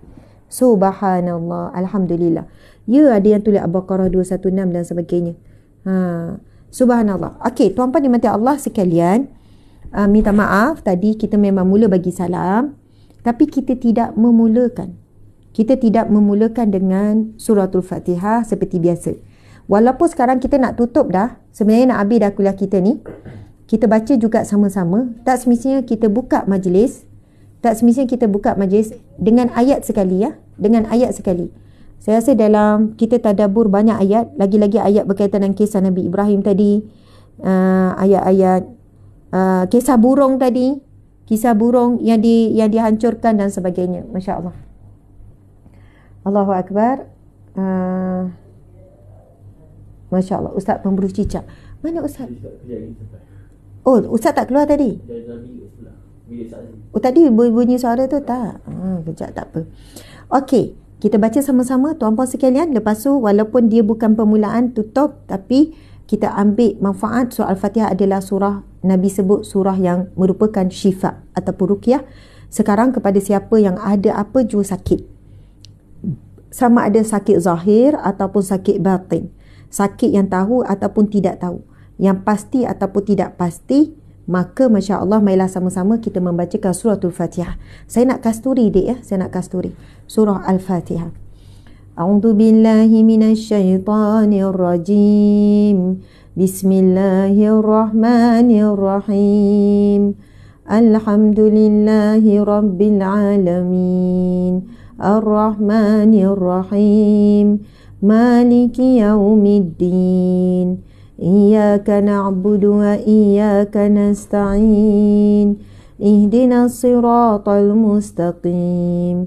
Siratal ladzina an'amta 'alaihim ghairil maghdubi 'alaihim waladdallin. Amin. Bismillahirrahmanirrahim. Seterusnya kita baca ayatul kursi dan 3 kul. Nak habis dah ni, Encik? Nak habis dah? Bismillahirrahmanirrahim. Allahu la ilaha illa huwal hayyul qayyum. La ta'khuduhu sinatun wa la nawm. Lahu ma fis samawati wa ma fil ard. Man dhal ladzi yashfa'u 'indahu illa bi'idhnihi. يعلم ما بين أيديهم وما خلفهم ولا يحيطون بشيء من علمه إلا بما شاء وسع كرسيه السماوات والأرض ولا يؤوده حفظهما وهو العلي العظيم. Bismillahirrahmanirrahim. Tuan-puan, kita baca sama-sama 3 kul sebanyak 3 kali. Hadis Nabi, ia adalah satu perlindungan daripada segala sesuatu dan ia adalah satu kecukupan daripada segala sesuatu. Itu tak muat, kena ambil kursi lain. Bismillahirrahmanirrahim. Qul huwallahu ahad, Allahus samad, lam yalid wa lam yulad wa lam yakul lahu kufuwan ahad. Bismillahirrahmanirrahim. Qul a'udhu birabbil falaq min syarri ma khalaq wa min syarri ghasiqin idha waqab wa min syarri naffasati fil 'uqad wa min syarri hasidin idha hasad. Bismillahirrahmanirrahim. Qul saya tak ulang 3 kali kan? Tak apa, kita buat 3 kali penuh, 3 kali penuh. Qul a'udhu bi rabbin. Saya akan ni. Qul a'udhu bi rabbin nas, malikin nas, ilahin nas, min syarril waswasil khannas, alladhi waswisu fi sudurin nas, minal jinnati wan nas. Bismillahirrahmanirrahim. Qul a'udzu birabbin nas, malikin nas, ilahin nas, min syarril waswasil khannas, alladhi waswisu fi sudurin nas, minal jinnati wan nas. Bismillahirrahmanirrahim. Qul huwallahu ahad, Allahus samad, lam yalid wa lam yulad wa lam yakul lahu kufuwan ahad. Bismillahirrahmanirrahim. Qul a'udhu bi... Allah Akbar, saya baca. Ada banyak lagi dek. Kisah Nabi Ibrahim dengan burung, ayat-ayat ada banyak lagi. Tim tak ni ke? Saya rasa ada 5-6 ayat.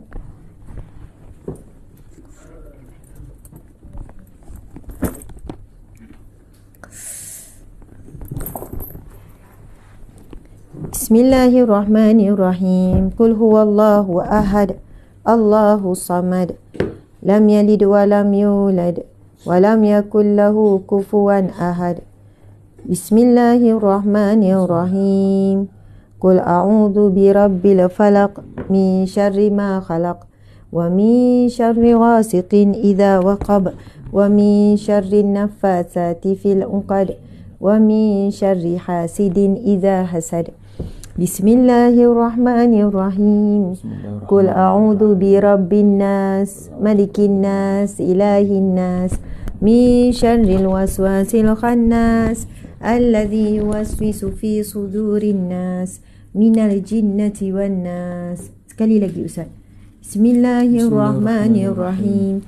Qul huwallahu ahad, Allahus samad, lam yalid wa lam yulad wa lam yakul lahu kufuwan ahad. Bismillahirrahmanirrahim. Qul a'udzu birabbin Qul a'udzu birabbil falaq min syarri ma khalaq wa min syarri ghasikin idza waqab wa min syarri naffasati fil 'uqad wa min syarri hasidin idza hasad. Bismillahirrahmanirrahim. Qul a'udzu birabbin nas, malikin nas, ilahin nas, min syarril waswasil khannas, alladzi yuwaswisu fi sudurin nas, minal jinnati wan nas. Subhanallah. Lama Ustaz tak muncul kan? Ya. Ke mana Encik pergi? Mencari ilham. Okey, lagu sikit. Kan ada ilham tu. Macam mana? Engkau ilhamku. Lagu Mambai kan? Ya. Macam mana permulaannya? Lagu Beribu bintang di langit kini menghilang. Okey, semula lah. Cari. Mambai. Subhanallah. Cari. Kamu tahu lagu tu? Kamu generasi muda tak tahu. Kami generasi. Jumpa kan? Okey. Cuba Encik. Beribu bintang di langit kini menghilang, meraba aku dalam kelam. Rembulan mengamban kini makin suram. Pudai ilhamku tanpa arah. Okey dah cukup. Encik akan tahu sebenarnya lagu ni untuk siapa. Wow. Tapi Encik kena baca sampai habis. Baca. Sedetik wajahmu muncul dalam diam. Ada kedipan, ada sinar. Itukah bintang atau rembulan? Terima kasih ku ucapkan. Izinkan ku mencuri bayangan wajahmu. Izinkan ku mencuri khayalan denganmu. Maafkanlah andai lagu ini mengganggu ruangan hidupmu. Kau senyumlah sekadar memori kita di arena ini. Kau ilhamku. Sebab Encik sebut ilham tadi. Sebab saya pernah dengar lagu ni sebenarnya lagu yang mendalam, lagu yang ada mesej ketuhanan. Ya. Ada mesej ketuhanan. Betul. Sebenarnya engkau ilhamku tu soalannya, ya Allah, engkau lah yang memberi ilham kepadaku. Bintang di langit, ada rembulan. Betul. Subhanallah Encik. Jadi kalau kita nampak ia adalah manusia, kita nampak manusia. Ya.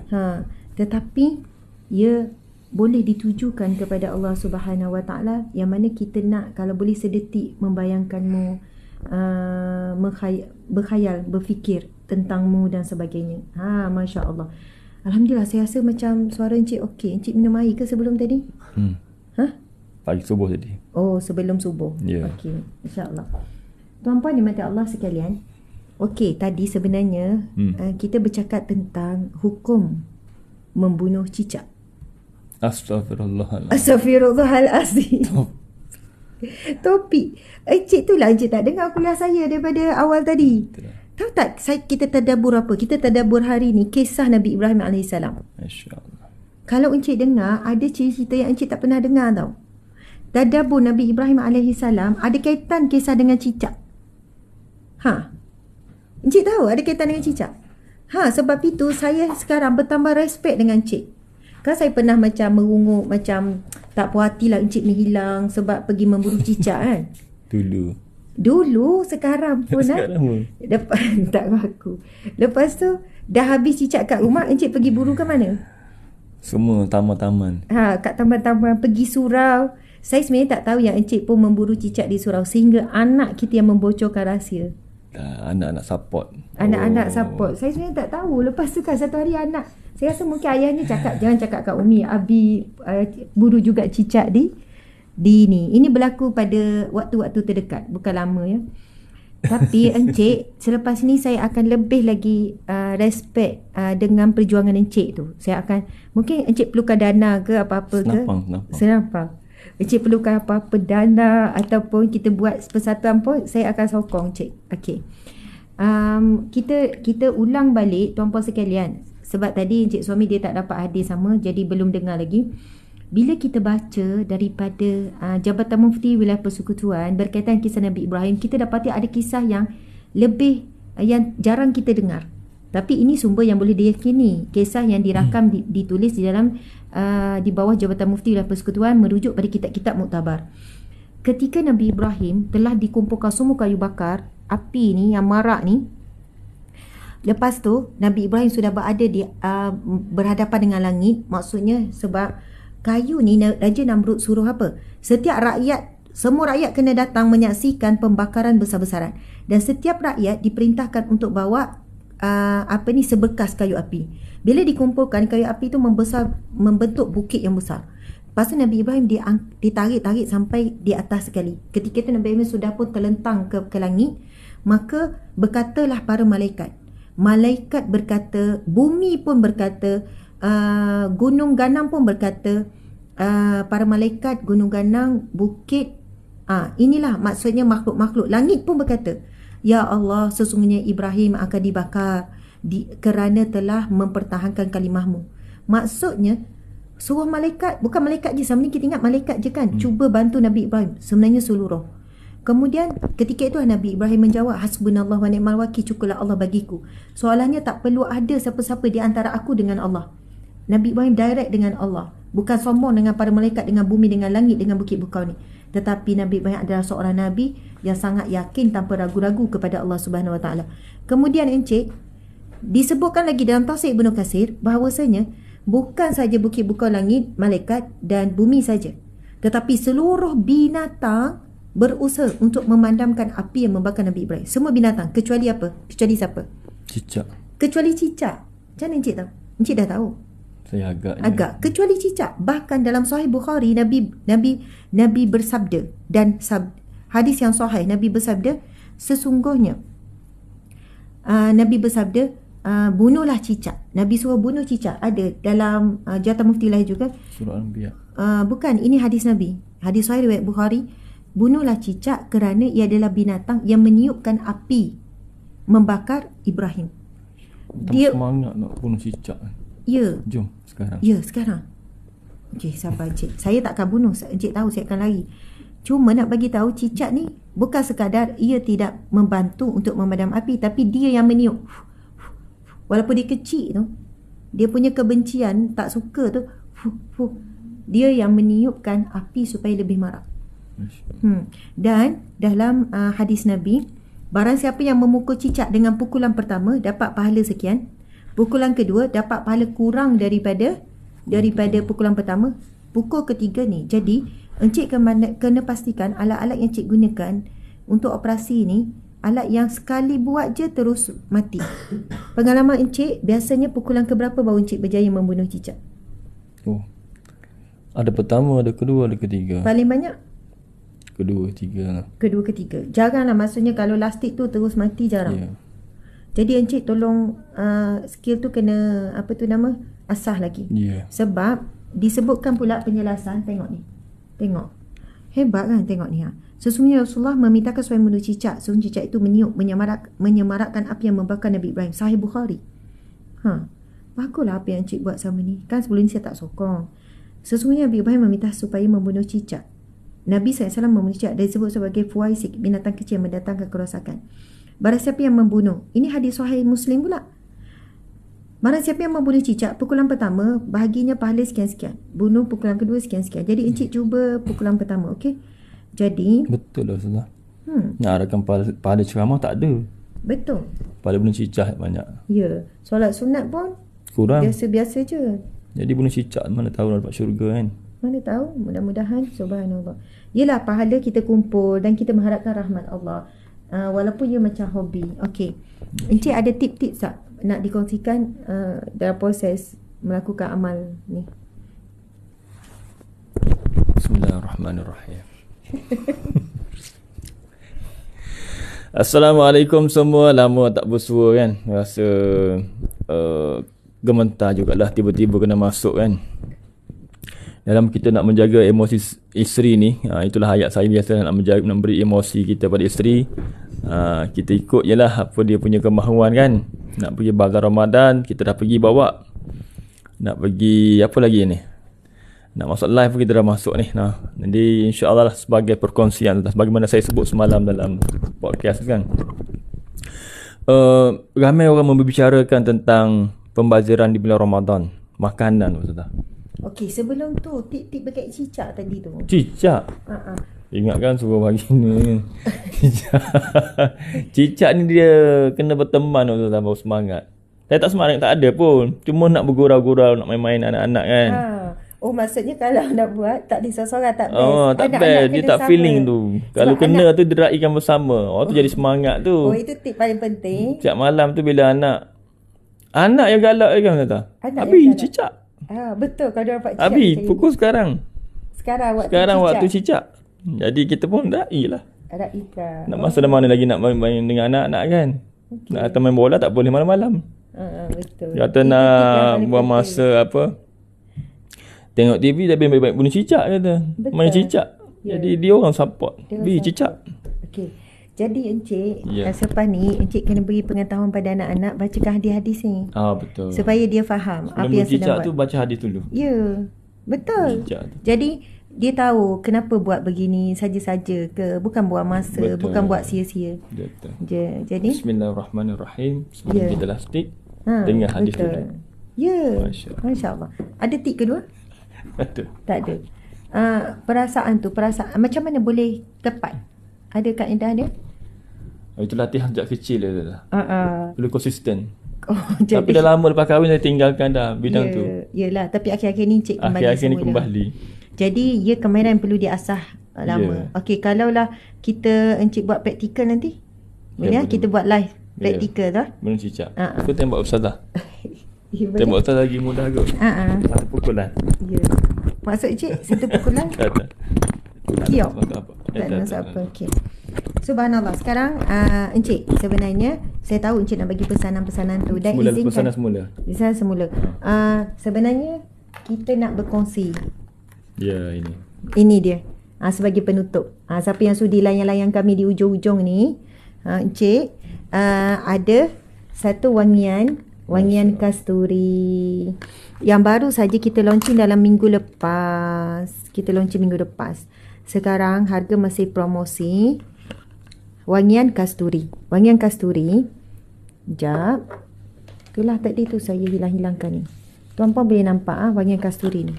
Encik, bagi tahu sikit. Apa kebaikan wangian kasturi ni? Anda beli satu percuma dua. Percuma dua dalam kotak ni. Ya Allah, tuan-puan sekalian, serius, walaupun tak buka, bau dia tu dah semerbak.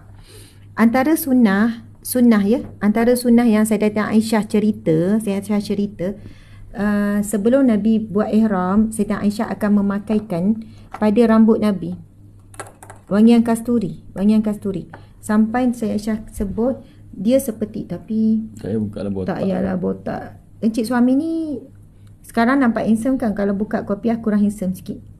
Sebenarnya bukanlah botak sangat, sebab hari tu buat umrah jadi botak. Okey, Encik, sebenarnya Encik biasa je, Encik bukanlah handsome sangat, tapi sebab Encik ada isteri yang pandai jaga Encik. Ni macam mana ni? Okey, bismillah. Sini. Kan biasa kita pakai di nadi, lepas tu buat macam ni Encik. Sapu, lepas tu hidung. Dia punya ni aroma. Mana? Bila saya minta ni semua maklumat dah minta. Semua maklumat. Kemudian sapukan di leher. Ya, di nadi leher. Sebab ada nadi. Okey, lepas tu boleh juga di rambut.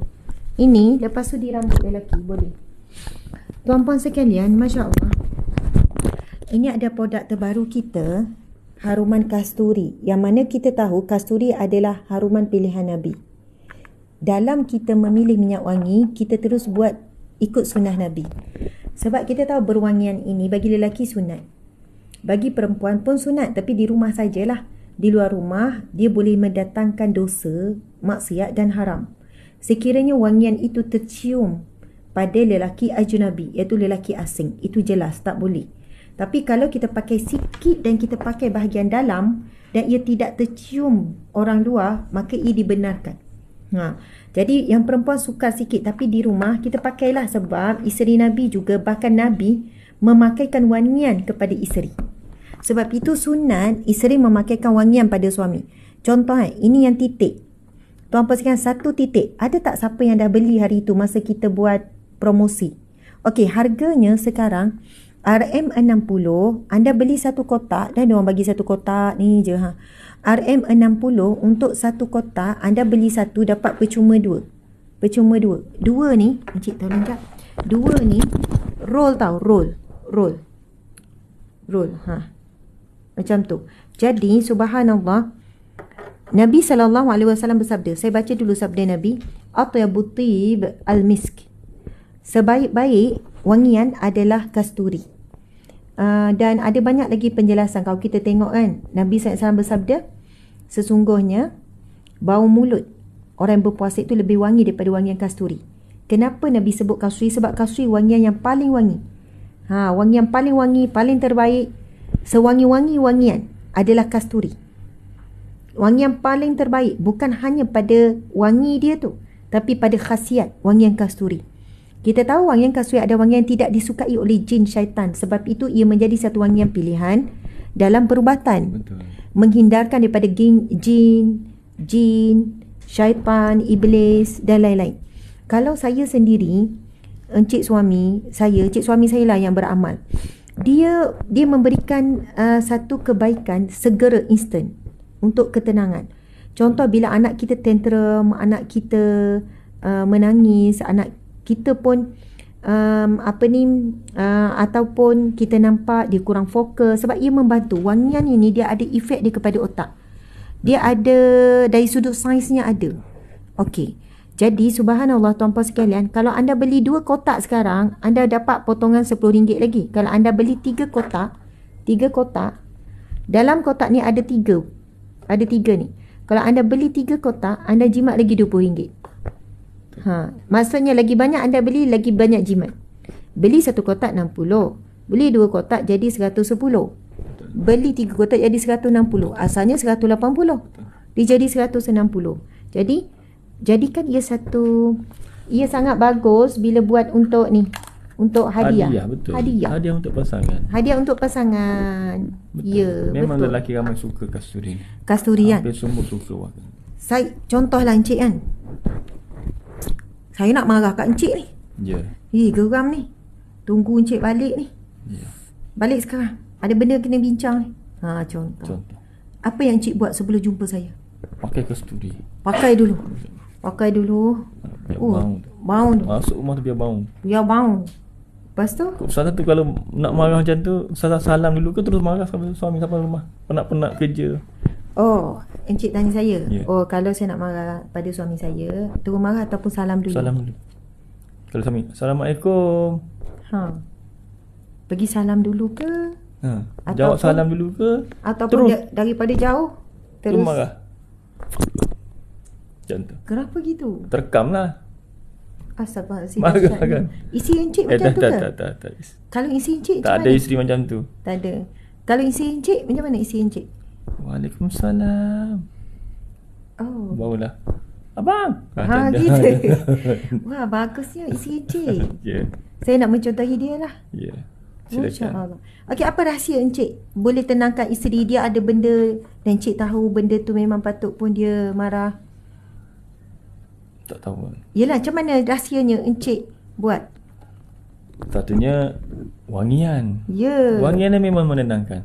Jadi maksudnya encik rasa cara tu berjaya? Ya. Kebanyakan berjaya kata. Ya.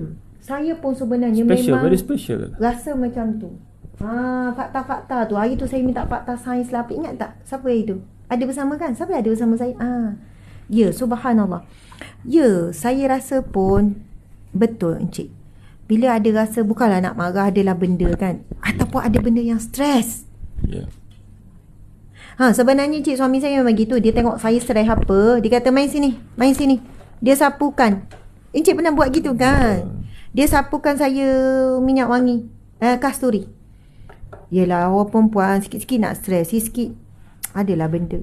Lepas tu dia pun sapu. Saya pun kadang saya layan je lah. Sapu Stres. dekat tangan. Stres tu tahu tak punca dia tu? Tahulah. Punca? Punca stres tu lah. Ya. Suami tengok, suami tahu tak tahu punca kadang. Kadang-kadang suami dia kena tak cerita tahu. pada ni. Ya. Kadang suami tak tahu pun stres. Oh, maksud Encik kena bagi tahu. Ya, saya stres dah. Dengan dia, dengan ni. Dengan suami ke? Suami tahu. Oh. Dia ni stres pada orang lain tapi suami tak tahu. Okey. Itu tips stres. Tips stres. Tapi biasa isi memang bagi tahu. Yalah, Yang masalah saya rasa suami stres, suami tak kongsi cerita. Suami yang tak bagi suami tahu. boleh handle stres. Oh. Kebanyakan suami dia boleh handle stres. Ya. Ya. Orang kata simpan-simpan batu meletup. Dia susah nak meletup sebenarnya suami ni. Susah. Ya, kalau teruk sangat lah. Ya, tapi sebab isteri Dia simpan ke dia lepaskan? Dia lupakan? ada lupa. Ada. Tapi dia dijaga dengan baik. Okey. Tapi bila semuanya okey, dia okey. Oh gitu. Itu lelaki. Baik. Tapi Okey. hari ni ramai stres dah. Sebab Lelaki. punca Punca Liverpool kalah. Liverpool kalah. Game malam bola. Ramai stres tak semangat kerja. Patutlah. Saya pagi tadi saya tengok encik suami macam sugur je. Saya pun tanya, menang ke? Menang ke? Ke seri? Saya sokong yang menang. Prinsip saya dah tak stres. Liverpool lawan apa? Manchester United. Tapi dia sempat seri dua-dua kan? Tak, game semalam memang Memang kalah daripada awal. Ya. Kalah lah semalam. Berapa? 4-3. Dramatic entrance. Ya, dramatik. Tapi dia ada sempat dua-dua kan? Tak silap saya. Betul. Saya macam ni, saya tahu suami saya ni minat bola. Pagi tadi bangun-bangun kan, Saya nampak dia dah buka telefon. Tapi dia bukan ni. Encik suami saya dulu dia sanggup bersekam mata tengok. Tapi sekarang dia tengok result je. Ya. Dia tengok result je. Dia tak ni dah sebab bulan Ramadan satu kan. Tapi saya tahu dah dia buka mata, dia terus buka telefon. Saya pun intai dari jauh. Oh, dia tengok bola, dia tengok result. Lepas tu saya ni buat-buat nak jadi isi yang memahami, encik. Saya pun buat-buat lah. Saya tak tahu siapa yang berlawan malam tadi. Saya tak tahu siapa lawan siapa. Saya pun cari maklumat sikit. Yang saya nampak dua-dua. Lepas tu saya tanya encik soalan. Seri ke? Saya ingat saya dah bijak dah tu. Kan encik dah siap-siap tadi saya tanya. Seri ke? Saya kata gitu kan. Betul. Lepas tu encik pun senyap. Saya okey je. Oh, rupanya memang 4-3 Okey, kalah. kembali pada topik. Nanti sensitif topik ni. Ya, nanti ada orang ni. Jadi encik, ni pasal kasturi ni tuan-puan sekalian. Saya pakai tadi. Ya, jadi tenang. Lepas tu encik tak stres lah. Encik terus berpaling tadah daripada Liverpool kepada siapa yang menang? Siapa yang menang? Saya tak sokong mana-mana. Ya, siapa yang menang? Manchester United. Manchester United. Jadi encik kan sokong yang menang. Ya. So asal Liverpool. Bila Liverpool kalah, jadi Manchester United lah. Tak. Saya sokong Siapa yang menang? Manchester MU. Ya, suami saya macam tu. Dia tak berpendirian ni. Jadi bila mula dia stres, dia sedih, Liverpool kalah. Lepas tu dia pakai minyak wangi, terus dia okey. Ya, sekarang saya bersama dengan MU. Ya. Okey, baik. Subhanallah. Encik cerita sikit. Kenapa encik suka kasturi? Bau ni luar biasa. Sangat-sangat luar biasa. Okey. Memang dia nak kata terlekat di hati bila pakai tu, memang kita boleh katakan sekali pakai dah jatuh cinta. Kemudian bila pakai dia tahan lama. Dan wanginya memang betul macam Ustazah cakap Tahan lama berapa lama? Kita nak kata mungkin berapa lama Ustazah? Berapa jam? Encik rasa? Saya rasa setakat ni saya pakai, kalau macam kita balik kerja tu masih adalah kesan-kesan baki dia tu, bau-bauan dia tu. Mana yang terbalik? Hari tu lagi Kemudian saya bila pakai tu betul-betul menenangkan. Dan rasa seronok dan serasi dengan wangian ni. Saya rasa ramai lelaki pun suka akan wangian ini, insya-Allah. Sekejap. Tak, bukan ni. Ini pun salah, ya Allah, Ting.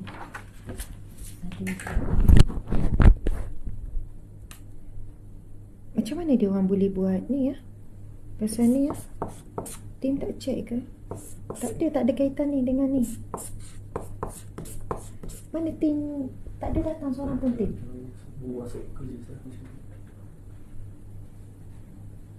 Tak apa, lepas ni kita tak payah promote lagi lah.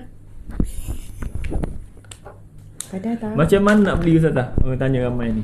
Okey, sahabat-sahabat di TikTok nanti pergi bio ataupun cari saja wangian. Dia ada ni. Ada tak tim tak ada daripada tadi? Ada. Di FB, di IG ada tim masuk? Ada dah beli di galeri Terengganu. Ada yang beli galeri Terengganu. Okey, ada feedback tak? Tuan-puan sekalian, saya tak ada ni. Mana lagi? Tentang semua tadi tu kan awak dah bawa kertas tu. Ya Allah dek, kenapa nak minta baru bagi? Masya Allah. Tak ada dalam beg kuning. Ya, beg kuning untuk pengetahuan, kita punya TikTok dah kena ban forever. Jadi tak ada beg kuning dekat TikTok Ustazah Asma Harun. Tapi anda pergi kepada akaun khas yang kita buka untuk wangian kasturi ni, cari wangian kasturi Ustazah Asma. Nanti di situ ada beg kuning. Okey, tuan-puan sekalian, ini hadiah-hadiah yang berkaitan, hadiah-hadiah perumpamaan dengan wangian kasturi. Sebenarnya tak ada berkaitan dengan ni kijang ni, tak ada dek. Tim ni sini dia tak baiki ni, tim yang jaga ni. Saya rasa memang kena. Okey, tak apa. Barang siapa terluka di jalan Allah pada hari kiamat, bau mulut. Okey, kita tengok ruh orang mukmin, tengok ni. Bau telaga, semua ni disebut kasturi. Orang yang baca Al-Quran ibarat bekas yang dipenuhi kasturi. Lepas tu khasiat.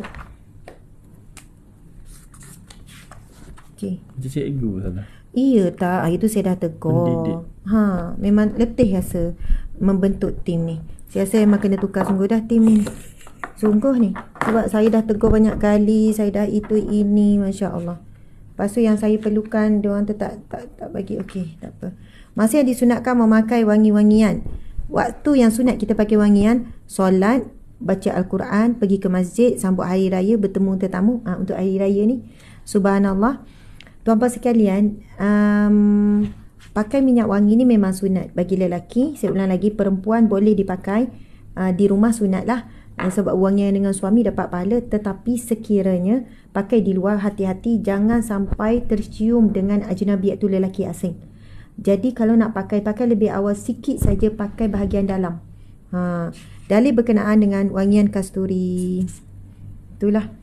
Minyak kasturi adalah merupakan minyak yang paling baik dan paling utama. Imam Nawawi menyebutkan, ia juga menjelaskan bahawa minyak kasturi adalah suci sehingga boleh digunakan pada badan dan pakaian jika boleh, serta boleh dijual. Semua perkara ini merupakan sesuatu yang disepakati oleh para ulama. Subhanallah. Okey. Dan memang Nabi menyebutkan bahawa sebaik-baik wangian adalah kasturi. Dan Sayyidah Aisyah memang para isteri pun memakaikan pada Nabi wangian kasturi sebab itu adalah pilihan Rasulullah sallallahu alaihi wasallam. Okey, kita tengok hadis riwayat Muslim menyebutkan Nabi sallallahu alaihi wasallam bersabda, "Atyabut tib al-misk." Sebaik-baik wangian adalah minyak kasturi. Antara kebaikannya adalah boleh memberikan ketenangan pada jiwa kita, perasaan kita, emosi kita. Kemudian yang seterusnya, ia mencerdaskan akal dan menyihatkan otak. Ini ada fakta dari sudut sainsnya, bagaimana wangian boleh beri kesan kepada kecerdasan otak. Okey, kalau hari ini kita perhatikan kan, kalau hari ini kita tengok banyak disfungsi yang kita panggil disfungsi pula. Apa? Diffuser. Diffuser. Tak kira sebut. Yang air tu lepas tu keluar diffuser. tu. Ya, sampai orang jual ribu-ribu kan. Ribu-ribu dengan wangian-wangian macam-macam. Sebab ia sebagai satu terapi perubatan kepada pelbagai penyakit. Jadi itu kalau kita tengok, itu barat yang memperkenalkan dan sebagainya. Okey, kita tengok seterusnya. Menghilangkan ketakutan dan kebimbangan, menghilangkan debaran jantung, menghilangkan sesak nafas, melegakan lelah asma, menyedarkan orang yang pengsan, memperkuatkan organ luaran tubuh, memperkuatkan organ dalaman tubuh, menghilangkan rasa gemetar, menghilangkan sejuk tubuh badan, membuat angin yang berlebihan dalam tubuh, menawarkan racun atau bisa-bisa binatang, menghilangkan kesakitan waktu menjernihkan mata putih. Masya Allah. Berfungsi melalui kesihatan, mencegah wabak. Maksudnya melanjutkan. Okey, tengoklah ni ya. Sebenarnya nak kena, betul tak Encik? Betul. Fakta-fakta yang Fakta-fakta. Saya hari tu dah ni, diorang tak buat penambahbaikan ni. Tak ada masalah. Perfume. Okay. Kita tengok ni ya. Okay. Kita tengok ni. Ruang dalaman. Okay. Tak ada apa.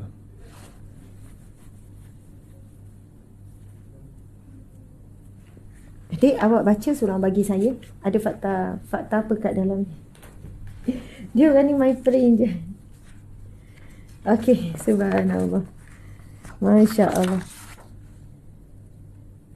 Okey, kalau kita tengok ni, dengan memakai perfume ataupun wangian, reaksi emosional yang positif akan keluar. Body language, cara bicara, ekspresi akan berubah menjadi positif. Dan hal itu akan ditangkap oleh orang lain. Okey.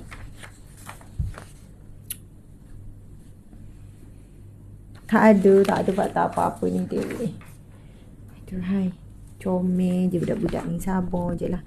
Okey, tuan-puan sekalian, mengapa kita merasakan bau-bauan? Bau ada diri manusia yang paling sensitif. Betul? Memang betul Encik. Kalau masuk kereta bau busuk, apa emosi yang terbentuk? Oh, kena selesa dan juga marah. Ya, nak katanya contoh kita masuk teksi, lepas tu bau rokok, apa rasa kita? Oh, betul-betul. Serabut, geram, rasa macam nak turun, bayar je nak naik teksi lain. Betul. Maksudnya bauan adalah benda yang paling sensitif. Betul. Dia bau paling sensitif. Sebelum lidah, dia melihat, dia mendengar. Wangian ni sebab dia datang daripada udara kan. Betul. Okey, kita baca. Sebab apa kita sebenarnya nak kaitkan wangian ni. Tetapi nak bagi tahu, kita kena, mungkin ada di kalangan kita ni yang tak tahu bagaimana nak kawal emosi sendiri. Bagaimana nak kawal emosi anak. Bagaimana nak mengawal emosi rumah tangga. Bila sebut emosi rumah tangga ini, dia berkait dengan seluruh isi rumah tangga. Dan kalau kami daripada dulu memang ada wangian dalam rumah. Dan wangian pilihan kami adalah kasturi. Satu lagi wangian raudah tu lah. Raudah tu ada dan wangian kasturi. Wangian kasturi ni boleh kekal sehingga 12 jam. Jadi, bila contohnya kita masuk rumah, kita bawa wangian kasturi, yang mana wangian ni tidak disukai oleh jin, syaitan dan sebagainya. Kita masuk dalam rumah, suami balik ada wangian tu, isteri dah kat rumah pakai wangian ni, dia automatik mengendurkan sesuatu yang tegang, menstabilkan emosi, memberi efek bahagia, gembira tu. Subhanallah. Contoh, kalau anak-anak balik sekolah kan, selepas dia mandi, kita pun main sini. Kita pakaikan. Jadikan ia satu sunnah. Anak pakai, okey. Kita jadikan sunnah dan kami memang beri yang ini, yang botol kecil ni pada anak kami. Kami suruh lepas mandi pakai. Yang perempuan atau lelaki. Sebab dalam rumah.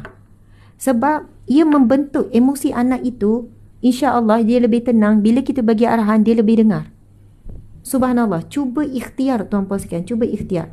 Ini tahan dalam tempoh yang lama. Kalau yang ni boleh titik. Kalau buat mandian, aroma, titik berapa titik. Masya Allah. 3 titik pun dalam satu baldi memang sedap dah jadi. Ini tak boleh cik. Saya takut bau kat saya. Nanti saya kena hilangkan. Okey. Subhanallah. Bau adalah diri manusia paling sensitif. Ia membolehkan manusia menerima bau yang boleh rakam walaupun secara tak sedar. Bau boleh menjejaskan tingkah laku orang serta keadaan fizikal dan mental. Ini disebut dalam papirus Mesir dan teks Hindu dari zaman purba. Banyak pemerhatian bertulis mengenai aroma menunjukkan betapa pentingnya peranan mereka selama ini. Bau dirasai dengan menghirup udara yang mengandungi satu atau lebih wangian. Untuk mengesan suatu bau, kandungan di udara mesti lebih tinggi daripada kepekatan minimumnya. Di samping itu, unsur atau sebatian kimia akan mengeluarkan wangian jika menunjukkan kemeruapan tertentu dan tekanan wap yang tinggi. Sekian. Okey. Cuba tengok ni. Subhanallah.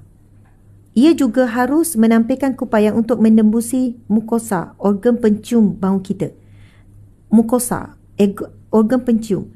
Dan untuk membentuk kompleks khas yang dikaitkan dengan protein reseptor yang terletak dalam membran sel reseptor epithelium. Sel ini menyampaikan maklumat tentang menerima rangsangan kepada renencephalon dan seterusnya kepada struktur sistem saraf pusat yang lebih tinggi. Masya Allah. Ini memang sains sungguh lah.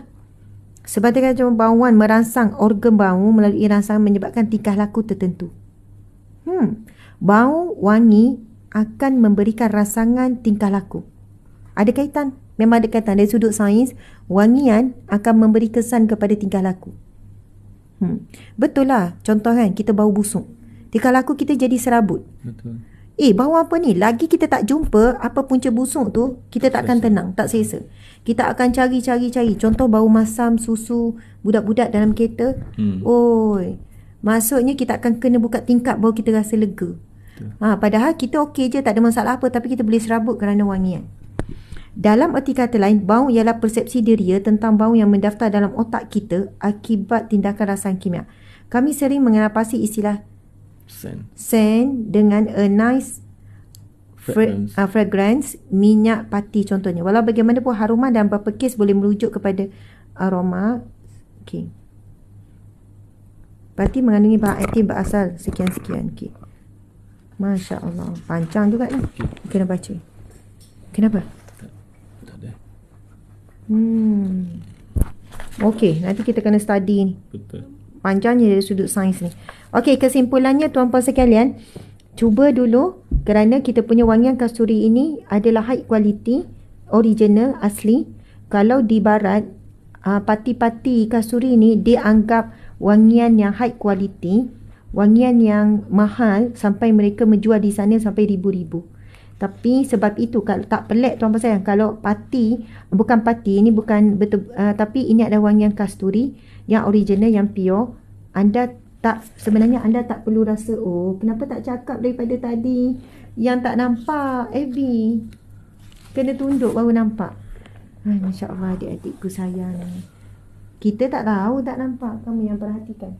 Okey, tuan-puan sekalian, sebab itu harga kalau kasturi yang pure, yang original memang agak mahal sebab dia punya kualiti. Anda boleh cuba wangian kasturi keluaran Ustazah Asma Harun ni. Kita kerjasama dengan syarikat yang telah lama. Sebab itu insya-Allah kita akan kekalkan kualiti yang sama walaupun berapa ribu yang kita keluarkan. Cuba dulu, beli satu anda dapat percuma dua. So automatik kalau dalam sebuah keluarga tu kita boleh terus berkongsi dalam satu kotak. Jadikan ia satu pilihan dan hadiah. Jadi nombor telefon, kalau siapa yang nak, nombor telefon kepada siapa yang nak wangian kasturi, anda boleh hubungi nombor telefon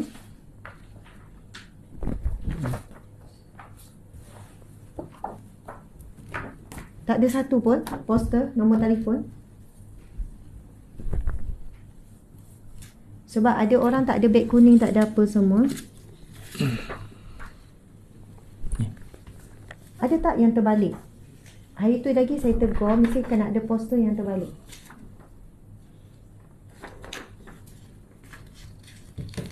Dik, kamu tahu kan? Salah.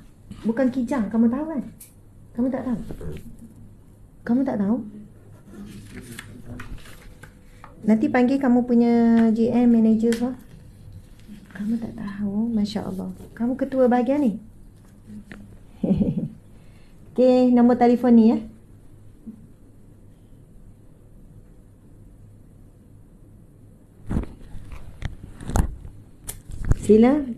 Sila cuba 01120903382 01120903382. Terima kasih. Mohon maaf saya silap dah mengambil masa anda di hujung-hujung ni. Selamat mencuba. Kenapa? Dah promote ni. Belum. Tak. Dah, belum. Jadi tak nak buat macam tak ada promosi apa-apa. Jadi. Jadi. Tak apalah, dah panjang sangat dah promosi ni. Okey, tuan-puan sekalian, terima kasih. Mohon maaf salah dan silap. Selamat mencuba wangian kasturi. Baik Ustazah Asma Harun, Masya Allah, ada kotak ni ya. Kotak gini ya. Jadi mohon maaf salah dan silap. Kita tutup program kita hari ini dengan tasbih kafarah dan surah Al-As. Bismillahirrahmanirrahim. Subhanakallahumma wa bihamdika asyhadu an la ilaha illa anta astaghfiruka wa atubu ilaik. Bismillahirrahmanirrahim.